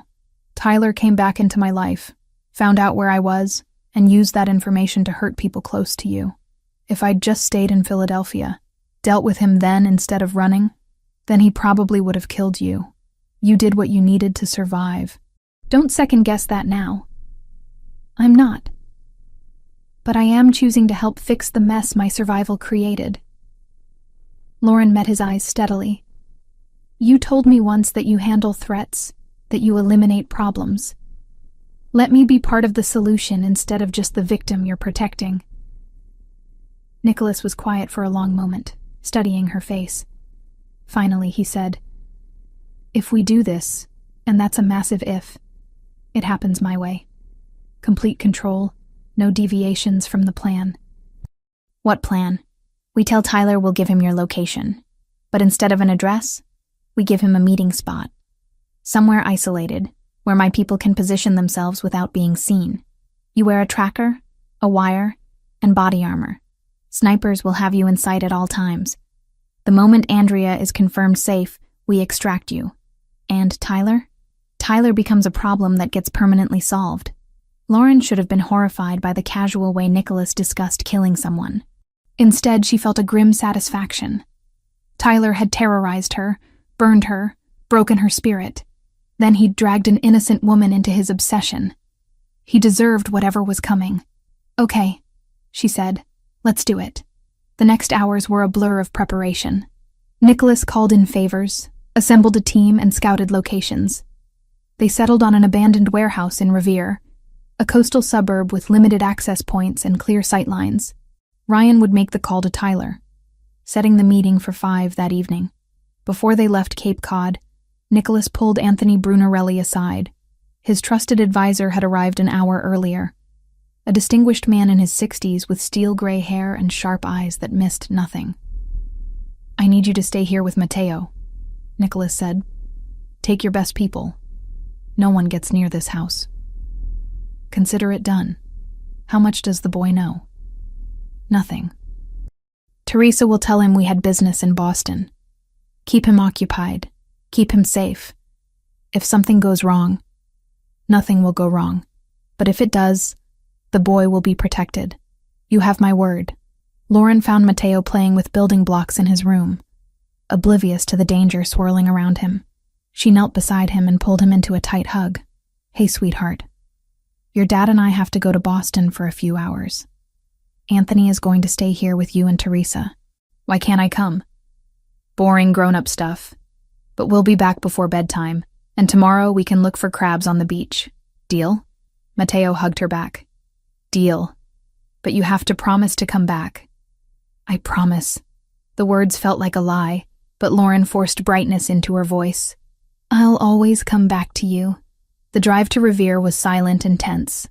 Lauren sat in the back of the SUV, wearing a thin Kevlar vest under her shirt, a tracking device sewn into her waistband, and a nearly invisible earpiece through which Nicholas could communicate with her. Marcus drove while 2 other guards followed in a second vehicle. Nicholas sat beside her, running through the plan for the 3rd time. "You get out of the car alone. Tyler will approach. You keep him talking. Find out where Andrea is. Once we have visual confirmation that she's alive and her location, you step back and let my people handle the rest. And if he tries to touch me before then the snipers take the shot and we hope Andrea's location dies with him." Nicholas's voice was flat, emotionless, the voice of a man who'd made impossible choices before. "But ideally, we get both you and Andrea out safely." "Ideally," Lauren repeated. Her hands were shaking, adrenaline and fear flooding her system. She focused on her breathing, using the techniques her therapist had taught her. 4 counts in, 7 counts hold, 8 counts out. Nicholas noticed and took her hand. "You can still back out. We can find another way." "No, this is the right move. I can feel it." They arrived at the warehouse 30 minutes before the scheduled meeting. Nicholas's team was already in position, invisible among the industrial decay. 3 snipers on rooftops, 2 tactical units inside adjacent buildings, and Marcus coordinating everything through encrypted radio. Tyler had been given the location an hour ago. Ryan's call had been brief and professional. No emotion, just coordinates and a time. Tyler had laughed, a sound that made Ryan's skin crawl, and agreed immediately. At 4:55, Lauren stood alone in the empty parking lot outside the warehouse. The late afternoon sun cast long shadows, and the salt smell from the nearby ocean mixed with rust and old petroleum. She wore jeans and a simple blue shirt, her blonde hair pulled back, trying to look unthreatening and small. Nicholas's voice came through the earpiece. "We have movement. White van approaching from the east. Stay calm, stay focused. You're doing great." The van pulled into the lot and stopped 50 feet away. For a long moment, nothing happened. Then the driver's door opened, and Tyler Grant stepped out. He looked different than Lauren remembered. Thinner, with a manic energy that radiated off him even at a distance. His brown hair was longer, unkempt. His pale blue eyes were wide and bright, with an emotion she couldn't name. "Princess!" he called out, his voice carrying across the empty space. "I knew you'd come. I knew you couldn't resist." Lauren forced herself to stand still, to not run or collapse or scream. "Where's Andrea?" "Safe, for now. She's been very cooperative, not like you used to be. Remember how difficult you could be? How many times I had to teach you lessons?" "I remember." Lauren's voice came out steadier than she felt. "Let her go, Tyler. This is between us. She doesn't have anything to do with it. Tyler walked closer, his movements loose and unpredictable. But she has everything to do with it. She's leverage, princess. Insurance that you won't try to run again. You're very good at running. I'm here now, not running. He was 15 feet away now, close enough that she could see the dark circles under his eyes, the twitch in his jaw. Do you know how long I've been looking for you? 18 months. 18 months of searching, following false leads, wasting my time. And then I got lucky. Someone showed me a photograph, asked if I recognized anyone. There you were, playing nanny to some mob boss's kid. Lauren's earpiece crackled. Nicholas's voice, urgent. Keep him talking. We're scanning the van. Who showed you the photograph? Lauren asked. Tyler grinned. New friends, powerful friends who don't like your boyfriend very much. They offered me a deal. Find you, get information about the kid's routine, and they'd pay me $500,000. Can you believe that? Your mistake of running to the wrong city made me rich. Horror washed through Lauren. They hadn't just been after her. They'd been planning to use Tyler to gather intelligence for kidnapping Mateo, an innocent 5-year-old boy, targeted because of mob politics. You were going to help them take a child, she said, not bothering to hide her disgust. I was going to do whatever it took to get you back. The kid was just bonus income. Tyler took another step closer. Now, here's what's going to happen. You're going to come with me, quietly and nicely. We're going to drive away from here, away from your new protector, and we're going to start over. I'll forgive you for leaving. We can be happy again, like we used to be. We were never happy. You hurt me every chance you got. I disciplined you when you misbehaved. There's a difference. But I've learned, princess. I can be gentler. I can be patient. Just come with me. Lauren's earpiece crackled again. Andrea is in the van, alive but restrained. On my mark, you step back. 3, 2, Tyler's hand moved to his waistband, pulling out a gun that caught the late sunlight. Or maybe I just shoot you right here. Save myself the trouble of retraining you. What do you think? Would that be easier? Everything happened at once. The crack of a rifle shot echoed across the parking lot. Tyler jerked backward, a red bloom spreading across his shoulder. He fired wildly, the shot going wide. Lauren dove to the ground as instructed, covering her head. More gunshots, controlled and precise. One hit Tyler's hand, sending his weapon spinning away. Another hit his leg, dropping him to the ground. He screamed, clutching his wounds, blood pooling beneath him. 2 tactical teams swarmed from the buildings. One group surrounded Tyler while the other breached the van. Lauren heard Andrea's muffled cries, then voices confirming she was alive. Tyler was still screaming, his hand reaching for something in his boot. A backup weapon, small and deadly. He raised it with his good hand, aiming at Lauren where she lay on the pavement. The final shot was clean and professional, right between his eyes. Tyler Grant collapsed backward and went still. Lauren stared at his body, unable to process that it was over, that the man who'd haunted her nightmares for 18 months was simply gone. No more running, no more fear, no more looking over her shoulder. Strong hands pulled her up. Nicholas wrapped his arms around her, and Lauren realized she was shaking violently, her teeth chattering despite the warm evening air. It's over, Nicholas murmured into her hair. He can't hurt you anymore. You're safe.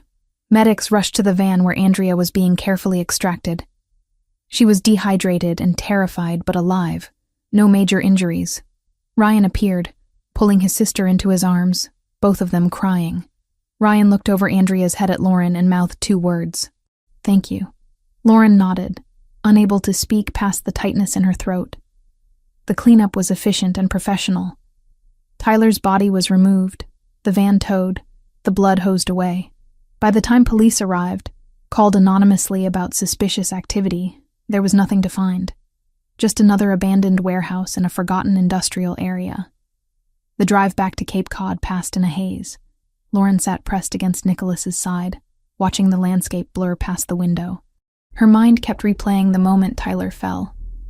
The look of surprise on his face as he realized he'd lost. She should feel guilty about his death. Should be horrified that she'd played a role in it. Instead, She felt hollow and relieved and exhausted beyond measure. "You're in shock," Nicholas said quietly. "That's normal. When we get back, you're going to rest, and tomorrow we'll find you someone to talk to, a therapist who specializes in trauma."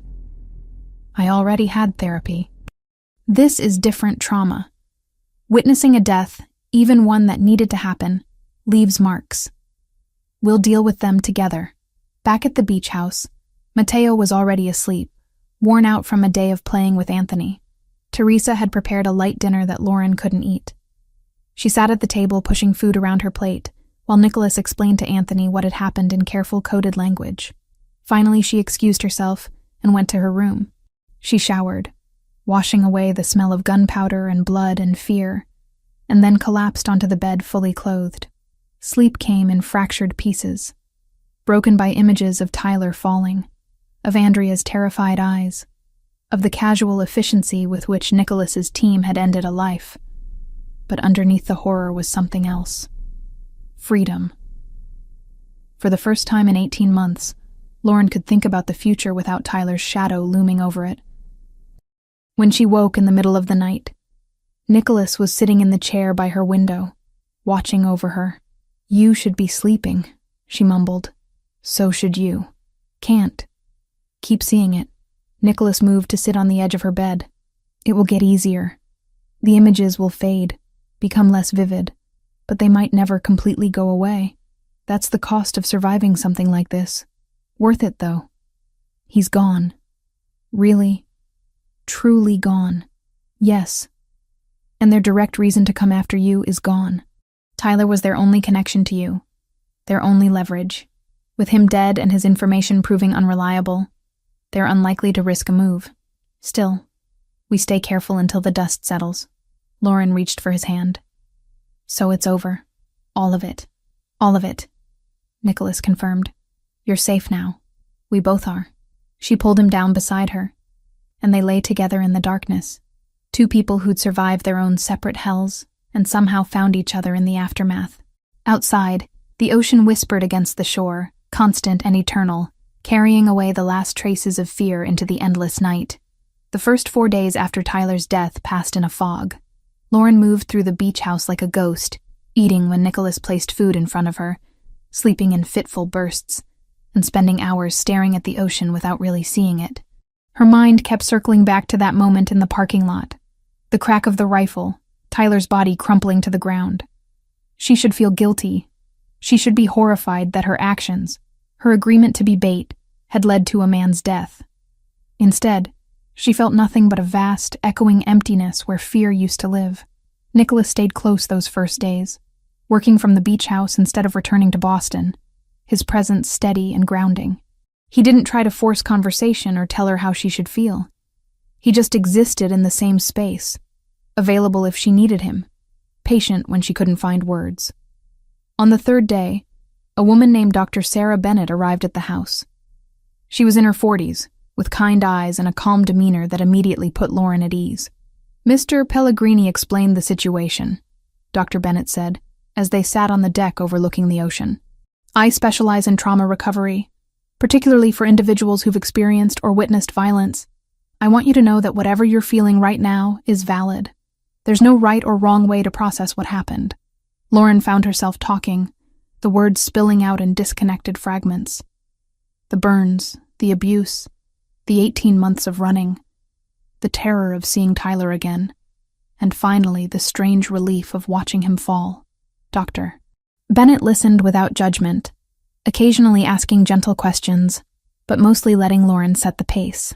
"It's common for survivors to feel conflicted after their abuser dies," Dr. Bennett said. "Relief mixed with guilt, freedom tinged with grief for what could have been if things had been different. All of those emotions can coexist." "I don't feel guilty," Lauren admitted. "Is that wrong?" "No. Some people do, some don't.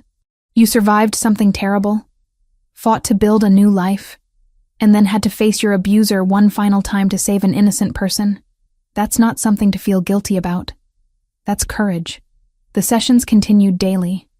Slowly, the fog began to lift. Lauren started sleeping through the night, eating full meals, engaging with Matteo when he bounded into rooms with his endless energy and questions. On the fourth day, Nicholas received a call that made his expression darken. He stepped outside to take it, and when he returned an hour later, his jaw was tight with tension. "I need to go to Boston," he said. "There are political complications from Tyler's death that need to be handled personally." Lauren's stomach dropped. "The Russians." "Yes. Tyler was their informant, and his death happened on my watch, in an operation I organized.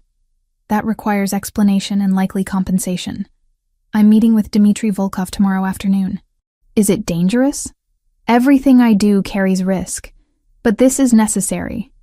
If I don't address this directly, it could escalate into something much worse." Lauren watched him pack a bag, anxiety coiling in her chest. "How long will you be gone?" "A few days at most. Marcus will stay here with you and Matteo. You're safe." She wanted to beg him not to go, to stay where she could see him, where she knew he was alive. But Nicholas had responsibilities beyond her, the entire organization that depended on his leadership. "Be careful," she said instead. He pulled her close, his lips brushing her forehead. "Always." Nicholas left that evening, taking 2 guards with him. Lauren tried to maintain normalcy for Matteo, playing games and reading stories, but her mind was in Boston, imagining worst-case scenarios. 2 days later, Nicholas called with an update. The meeting went better than expected. Volkov accepted my explanation that Tyler was acting on personal obsession rather than their orders. I provided evidence from his apartment showing he'd lied about his access to information. They've agreed to consider the matter closed in exchange for territorial concessions in South Boston. So it's over? Really over? The political part, yes. Now we can focus on moving forward. During Nicholas's absence, something shifted in the beach house. Matteo started drawing pictures obsessively, filling page after page with crayon figures. Lauren noticed that the drawings always featured 3 people: a tall man, a smaller woman, and a child. Sometimes they were at the beach, sometimes in a house, but they were always together. "Who are these people?" she asked one afternoon, sitting beside him at the table. Matteo looked up with serious brown eyes. "That's Dad, and that's you, and that's me. We're a family." Lauren's throat tightened. "We are family, sweetheart. Like a real family. Not just because you work for Dad." She understood what he was really asking. Children were perceptive about adult relationships, sensing the shift between her and Nicholas even if they hadn't explicitly discussed it. "Like a real family," she confirmed. "Your dad and I care about each other very much." "Good, because I want you to stay forever. Not like Mom, who had to leave. You have to promise you'll stay." Lauren pulled him into a hug. "I promise I'll try my hardest to stay. Sometimes life is unpredictable, but I promise I'll always fight to come back to you." When Nicholas returned 3 days later, he brought Dr. Emma Walsh with him, a child psychologist who specialized in family transitions. She spent an hour with Matteo, talking about his drawings and his feelings about the changes in his household. Afterward, she reported to Nicholas and Lauren in the study. "He's adjusting remarkably well. There's some anxiety about loss, which is natural given his mother's death. But he's resilient. The stability you're both providing is exactly what he needs." "What about the relationship between Lauren and me?" Nicholas asked. "Is he ready for that?" "More than ready. In fact, I think he's been hoping for it. Children need to see the adults they love finding happiness. It gives them permission to be happy too." By the end of the 3rd week, they returned to Boston. The mansion felt different now, less like a gilded cage and more like home. Lauren moved through the familiar rooms with new confidence, no longer looking over her shoulder for threats that no longer existed. One evening, Nicholas asked her to dress nicely for dinner. "We're going out. There are people I want you to meet." Lauren chose a simple black dress, one that showed her arms and shoulders without self-consciousness. The scars were part of her story now, not something to hide, but something that proved her strength. The restaurant was called Venetian, an upscale Italian place in the North End. They were escorted to a private room where 6 men in expensive suits already waited. Anthony Brunarelli, who Lauren recognized from Cape Cod, stood when they entered. "Gentlemen," Nicholas said, his hand resting on the small of Lauren's back. "I'd like you to meet Lauren Mitchell. Lauren, these are my captains and trusted advisors." The men studied her with varying degrees of curiosity and skepticism. Lauren met their gazes steadily, refusing to be intimidated. Anthony spoke first. "Miss Mitchell, Nicholas has told us what happened with Tyler Grant. You showed considerable courage. I did what needed to be done to save Andrea," Lauren replied. "Anyone would have done the same." "Not anyone," one of the other men said. "Most people would have run. You stood your ground." Dinner was a careful dance of conversation. The men asked subtle questions, testing her, evaluating whether she was worthy of Nicholas's attention. Lauren answered honestly, not trying to impress them but simply being herself. Halfway through the meal, Anthony leaned close and said quietly, "I was skeptical when Nicholas first mentioned you. Thought you might be a liability, someone who'd make him weak. I was wrong. You make him stronger." "How so?" "He's been half alive since Isabella died, going through motions but not really living. You brought him back. That's worth more than any tactical advantage." After dinner, Nicholas walked Lauren through the restaurant's kitchen to meet the staff, introducing her to everyone by name. They treated him with respect bordering on reverence, but there was genuine warmth too. This wasn't a feared boss, but a respected leader. In the car ride home, Lauren said, "You wanted their approval. Of me. Of us. I wanted them to see what I see. That you're not a weakness but a strength. And I think they do now." 2 days later, Nicholas found Lauren in the garden with Matteo. The boy was teaching her the names of different flowers, his small hands gentle as he pointed out petals and stems. "Can I speak with you?" Nicholas asked. Inside, Lauren followed him to his study, her heart beating faster. His expression was serious, almost nervous, which was unusual for someone as controlled as Nicholas Pellegrini. "I've been thinking about our arrangement," he began. "You came here as Matteo's nanny, an employee. But that's not what you are anymore, and I don't want to keep pretending it is." "What are you saying?" "I'm saying I want you to move into the main house permanently. Not as staff, but as part of the family. I want you to have your own space, your own life, but intertwined with ours." "With mine," Lauren's breath caught. "Nicholas, I'm not asking you to marry me or make dramatic commitments you're not ready for. I'm just asking you to stop living in the margins and step fully into the life we're building together." She thought about the past weeks, about the way Matteo's face lit up when she entered a room, about the quiet comfort of falling asleep with Nicholas's arms around her, about feeling safe for the first time in years. "I have a condition," she said. "Name it." "I want to go back to school. I had 2 years of a psychology degree before I met Tyler and everything fell apart. I want to finish it, specialize in child psychology. I want to help kids who've been through trauma, who need someone who understands." Nicholas smiled. "That's not a condition. That's a plan I fully support. I don't want you to pay for it. I'll apply for financial aid, take student loans, do whatever I need to. I need to do this myself." His expression flickered with something that might have been frustration, but he nodded. "I won't pay tuition, but I can offer flexible hours, support with Matteo's schedule, a quiet place to study. Those things I can provide without compromising your independence." "Deal." They shook hands formally, then both laughed at the absurdity of it. Nicholas pulled her close and kissed her properly, deep and thorough, until they were both breathless. "There's one more thing," he said. "I want you to meet my parents, properly as my partner, not just Matteo's nanny." Lauren's stomach flipped. "Your parents. Right. When?" "This weekend. Dinner at their house in Brookline. Fair warning. My mother is protective and my father is suspicious of everyone. It won't be easy." Noted.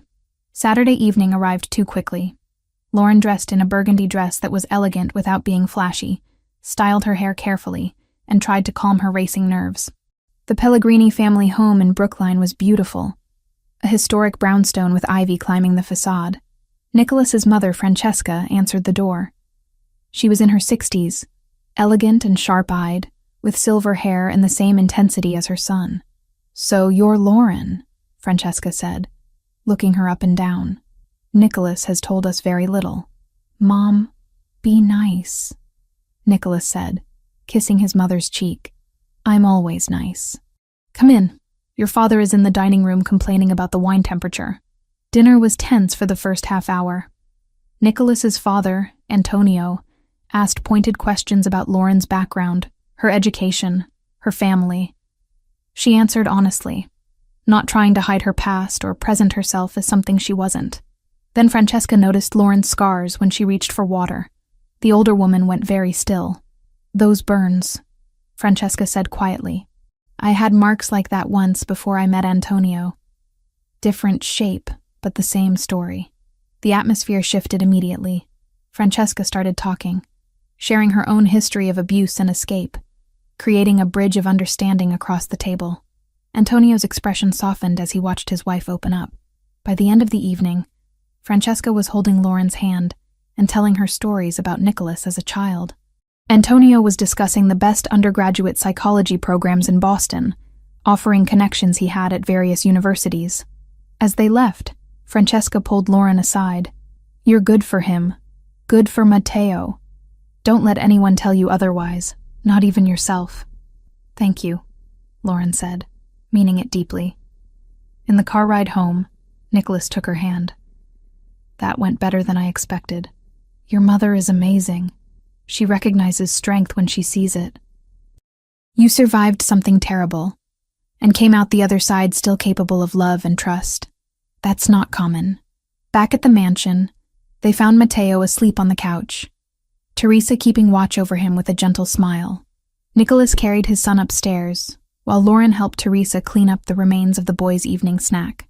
"He drew you another picture," Teresa said, showing Lauren a crayon drawing stuck to the refrigerator. "Said it's the family he wants." The drawing showed 3 figures in front of a house, all holding hands, all smiling. Above them, written in Matteo's careful 5-year-old handwriting, were 3 words: "My new family." Lauren felt tears prick her eyes. She'd lost so much to Tyler, so much time and confidence and peace. But somehow, in the aftermath of that loss, she'd found something she hadn't even known she was searching for: a place to belong, people to love, and the freedom to become whoever she chose to be. Nicholas found her in the kitchen, still staring at the drawing. He wrapped his arms around her from behind, his chin resting on her shoulder. "Ready for this?" he asked quietly. "Ready for the chaos and complications that come with being part of this family?" Lauren leaned back into his warmth, watching through the window as lights flickered across the Boston skyline. Somewhere out there were challenges yet to come, obstacles they'd have to navigate together.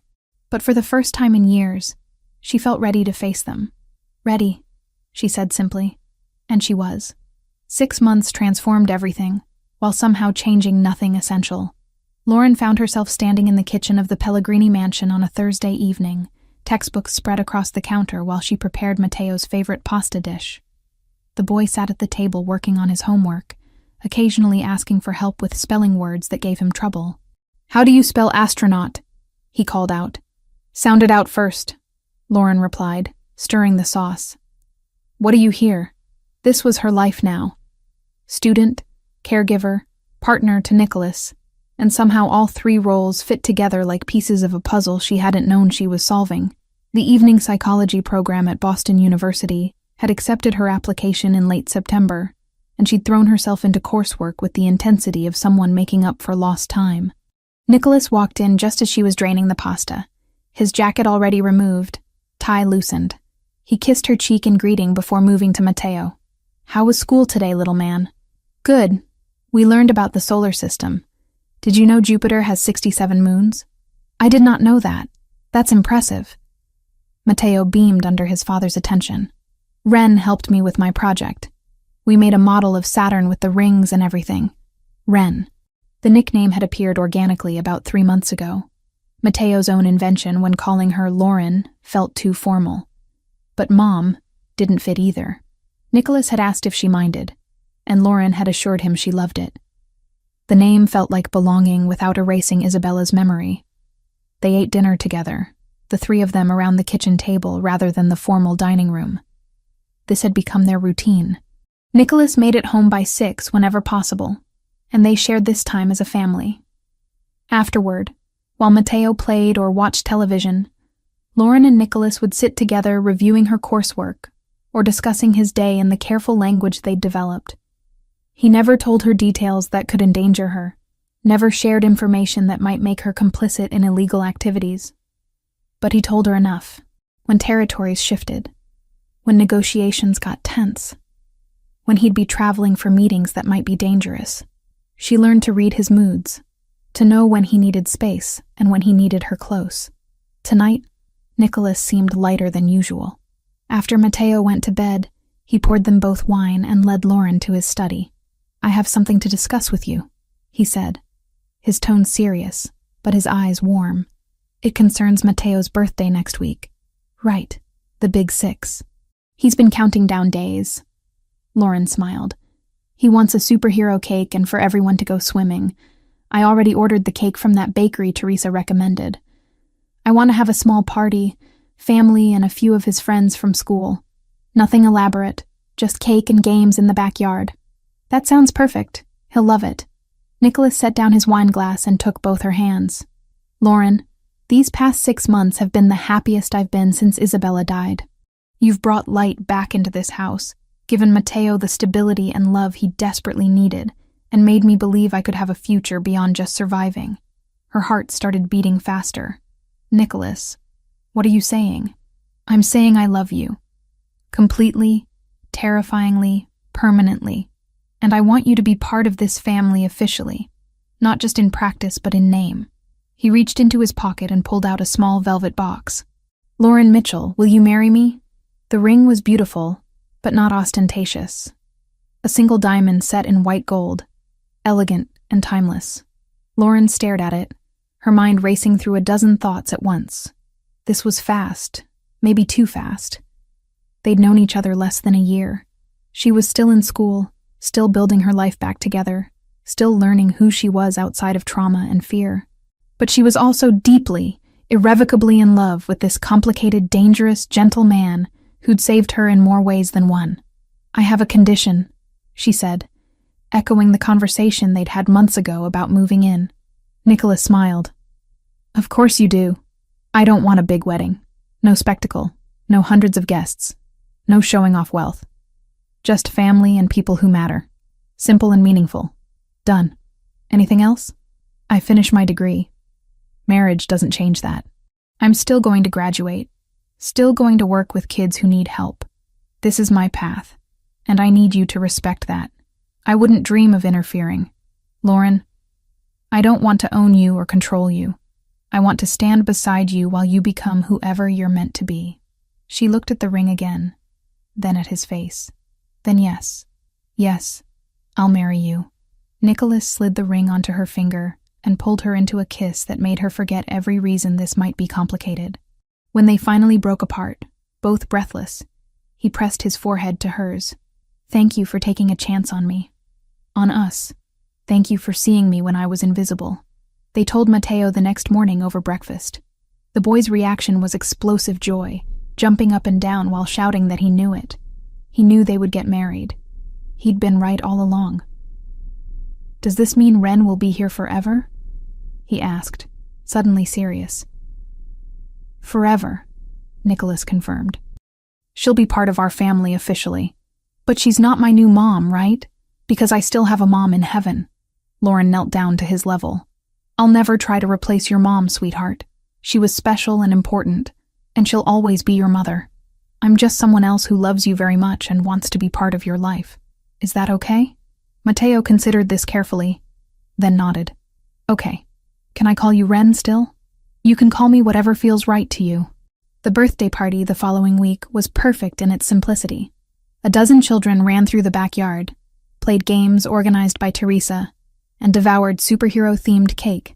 Nicholas's parents attended, Francesca helping in the kitchen, while Antonio supervised the children's water balloon fight with surprising enthusiasm. As the sun began setting and parents collected their exhausted children, Nicholas gathered everyone who remained. Family and close friends stood in a loose circle in the garden, while Matteo opened presents. "Before we finish celebrating," Nicholas said, his hand finding Lauren's, "I have an announcement. Lauren has agreed to marry me. We wanted to share this news with all of you on this special day. The response was warm and genuine. Francesca hugged Lauren tightly, whispering, "Welcome to the family officially." Antonio shook Nicholas's hand with pride evident in his expression. Anthony Brunarelli, who'd become an unexpected friend to Lauren over the months, raised his glass in toast. "To new beginnings," Anthony said, "and to the strength it takes to build them." They set the wedding date for late October, giving them 2 months to plan. Lauren insisted on keeping it small, and Nicholas honored that request.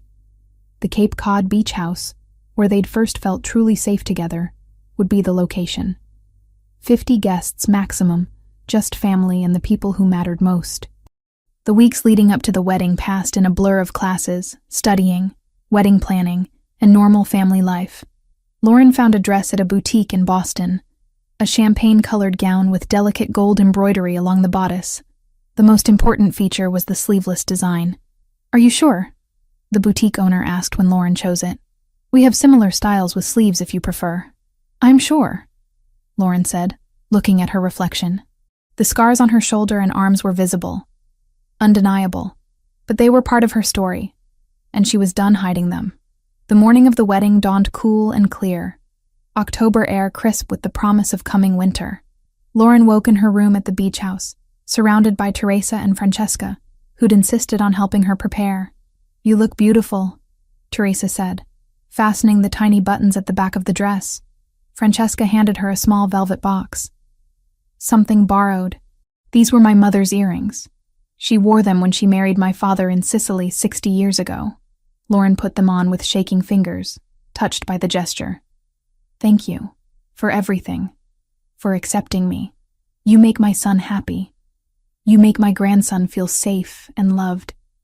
That's all any mother wants." The ceremony was held on the beach as the sun began its descent toward the horizon. Chairs were arranged in neat rows facing the ocean, white fabric fluttering in the breeze.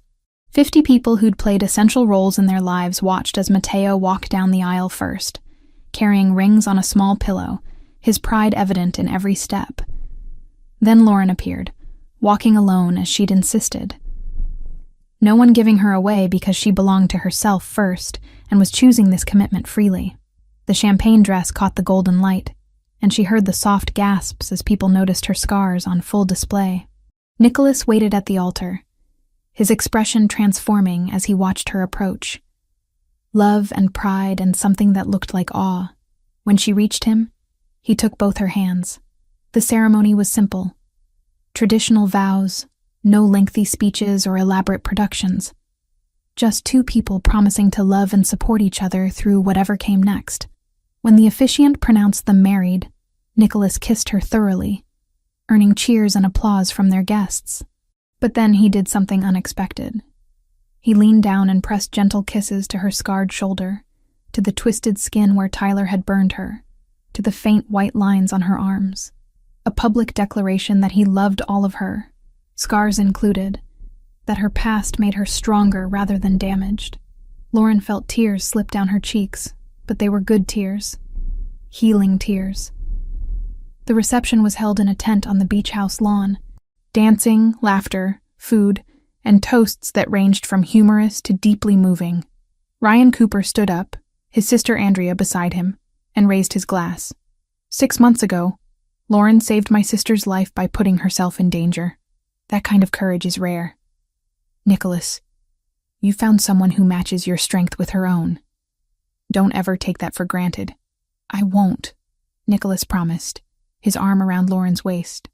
As the evening progressed and guests began leaving, Lauren found herself standing with Andrea by the water's edge. The younger woman had been quiet most of the day, but she'd thanked Lauren privately for what happened in that Revere parking lot. "I know this is complicated," Andrea said. "The way you and Nicholas met, the violence that brought you together, all of it. But I see how you look at each other. That's real. Hold on to it. I plan to." They left for a brief honeymoon in Vermont, 3 days at a quiet inn where no one knew who they were. Just Nicholas and Lauren, without the weight of his reputation or her past. They hiked through fall foliage, ate at small local restaurants, and spent long evenings talking about the future they were building together.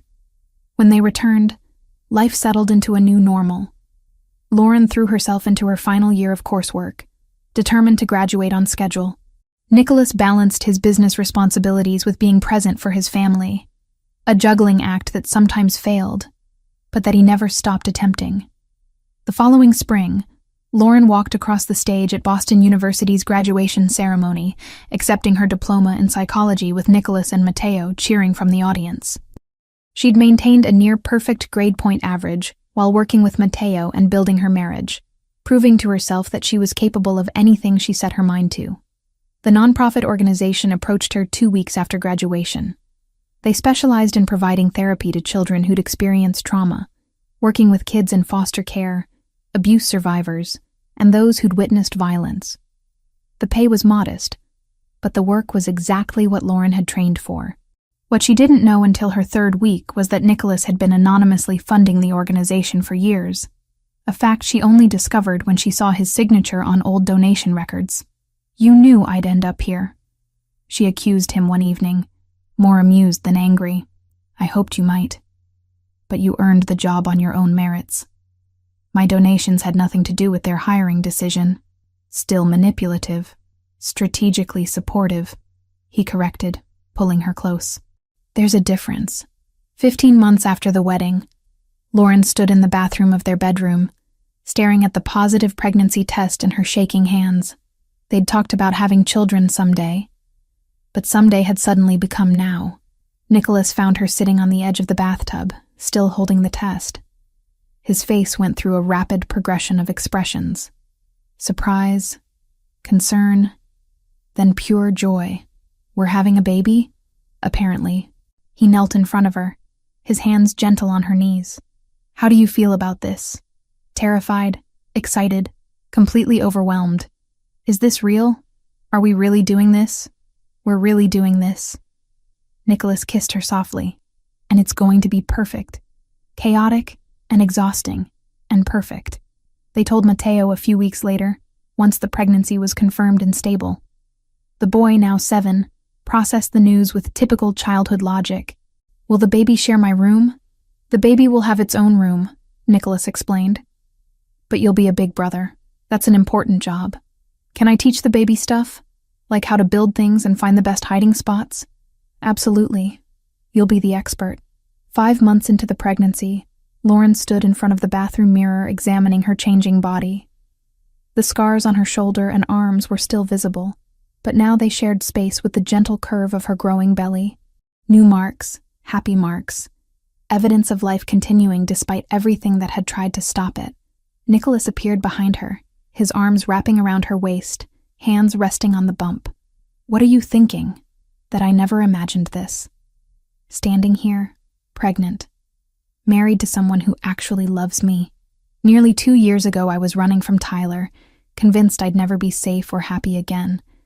Now I'm about to have a daughter who will never know fear the way you did, who will grow up seeing her mother's strength and her father's devotion, who will have a big brother who already loves her." Lauren leaned back into his warmth. "We're really doing this. Building a family. Creating something good out of all the pain. That's what survivors do. They take broken pieces and build something beautiful." On a warm afternoon in late May, Lauren finished her therapy session with a 7-year-old girl who'd witnessed domestic violence. The child was making progress, slowly learning that the violence wasn't her fault, that she deserved safety and love. As Lauren walked the girl out to her foster mother, she felt the familiar satisfaction of work that mattered. She drove home to the mansion, her expanding belly making the car seat uncomfortable. Inside, she found Matteo in the garden with Nicholas, both of them covered in dirt from planting vegetables for the summer.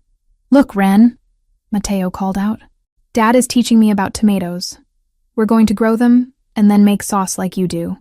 "That sounds amazing." Lauren lowered herself carefully into a garden chair, watching her husband and stepson work together. The boy had Isabella's coloring and Nicholas's intensity, and he'd grown into a confident, happy 7-year-old who rarely had nightmares anymore. Nicholas looked up, his eyes finding hers across the garden. The same garden where everything had started, where juice had spilled and scars had been revealed, and both their lives had changed forever. His expression held everything words couldn't capture. Love, gratitude, wonder at the family they'd created. Later that evening, after Matteo was asleep and the house was quiet, Nicholas and Lauren sat in their bedroom. He had his hand on her belly, feeling their daughter kick and shift. "She's active tonight," he observed. "She's always active. Takes after her father. God help us if she has my stubbornness and your determination. We'll never win an argument." Lauren laughed, the sound light and free. "Worth it, though. Every challenge, every complication, all of it. This life we built is worth everything it took to get here." Nicholas looked at her. Really looked, seeing not just the woman he'd married, but the survivor who'd fought her way back from darkness, the student who'd persevered through coursework while healing from trauma, the therapist helping other broken children find their way. "Do you ever regret it?" he asked quietly. "Staying with me, accepting this complicated, dangerous life?" "Never. Not once. You gave me safety when I had none, love when I thought I was unlovable, and a family when I was completely alone. How could I regret that?" She touched her scarred shoulder, the twisted skin that used to make her flinch in mirrors. "These scars used to be a reminder of everything Tyler took from me. My confidence, my peace, years of my life. But now there's something else. They're proof that I survived, that I was strong enough to escape, brave enough to testify against him in that parking lot, and resilient enough to build this life." Nicholas kissed each scar gently, a ritual he'd maintained since their wedding day. "You're the strongest person I know. And our daughter is going to have the best role model. Our daughter is going to have 2 excellent parents and a big brother who's already planning which superheroes to introduce her to. She's going to be fine." They sat together in comfortable silence, 2 people who'd found each other in unlikely circumstances and built something real from the rubble of their separate traumas. Outside, the Boston night hummed with distant traffic and city sounds.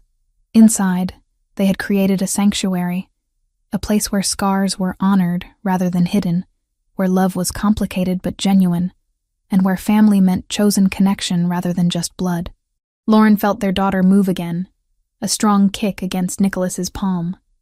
Life continuing, growing, becoming something beautiful.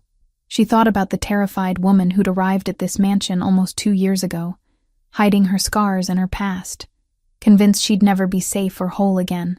That woman would be amazed to see where she ended up, would be proud of the strength it took to heal, to trust, to love again despite every reason not to.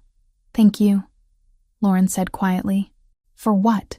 "For seeing me, for not looking away when you discovered my scars, for giving me space to heal and time to find myself again, for building this life with me." Nicholas pulled her closer, careful of her belly. "Thank you for taking a chance on a dangerous man with a complicated life and a traumatized son, for bringing light back into our darkness, for being brave enough to stay." They stayed like that as night deepened outside, the 3 of them soon to be 4, a family built on honesty and acceptance, and the radical choice to love despite risk. Lauren's scars remained visible, permanent marks that would never completely fade, but they no longer defined her.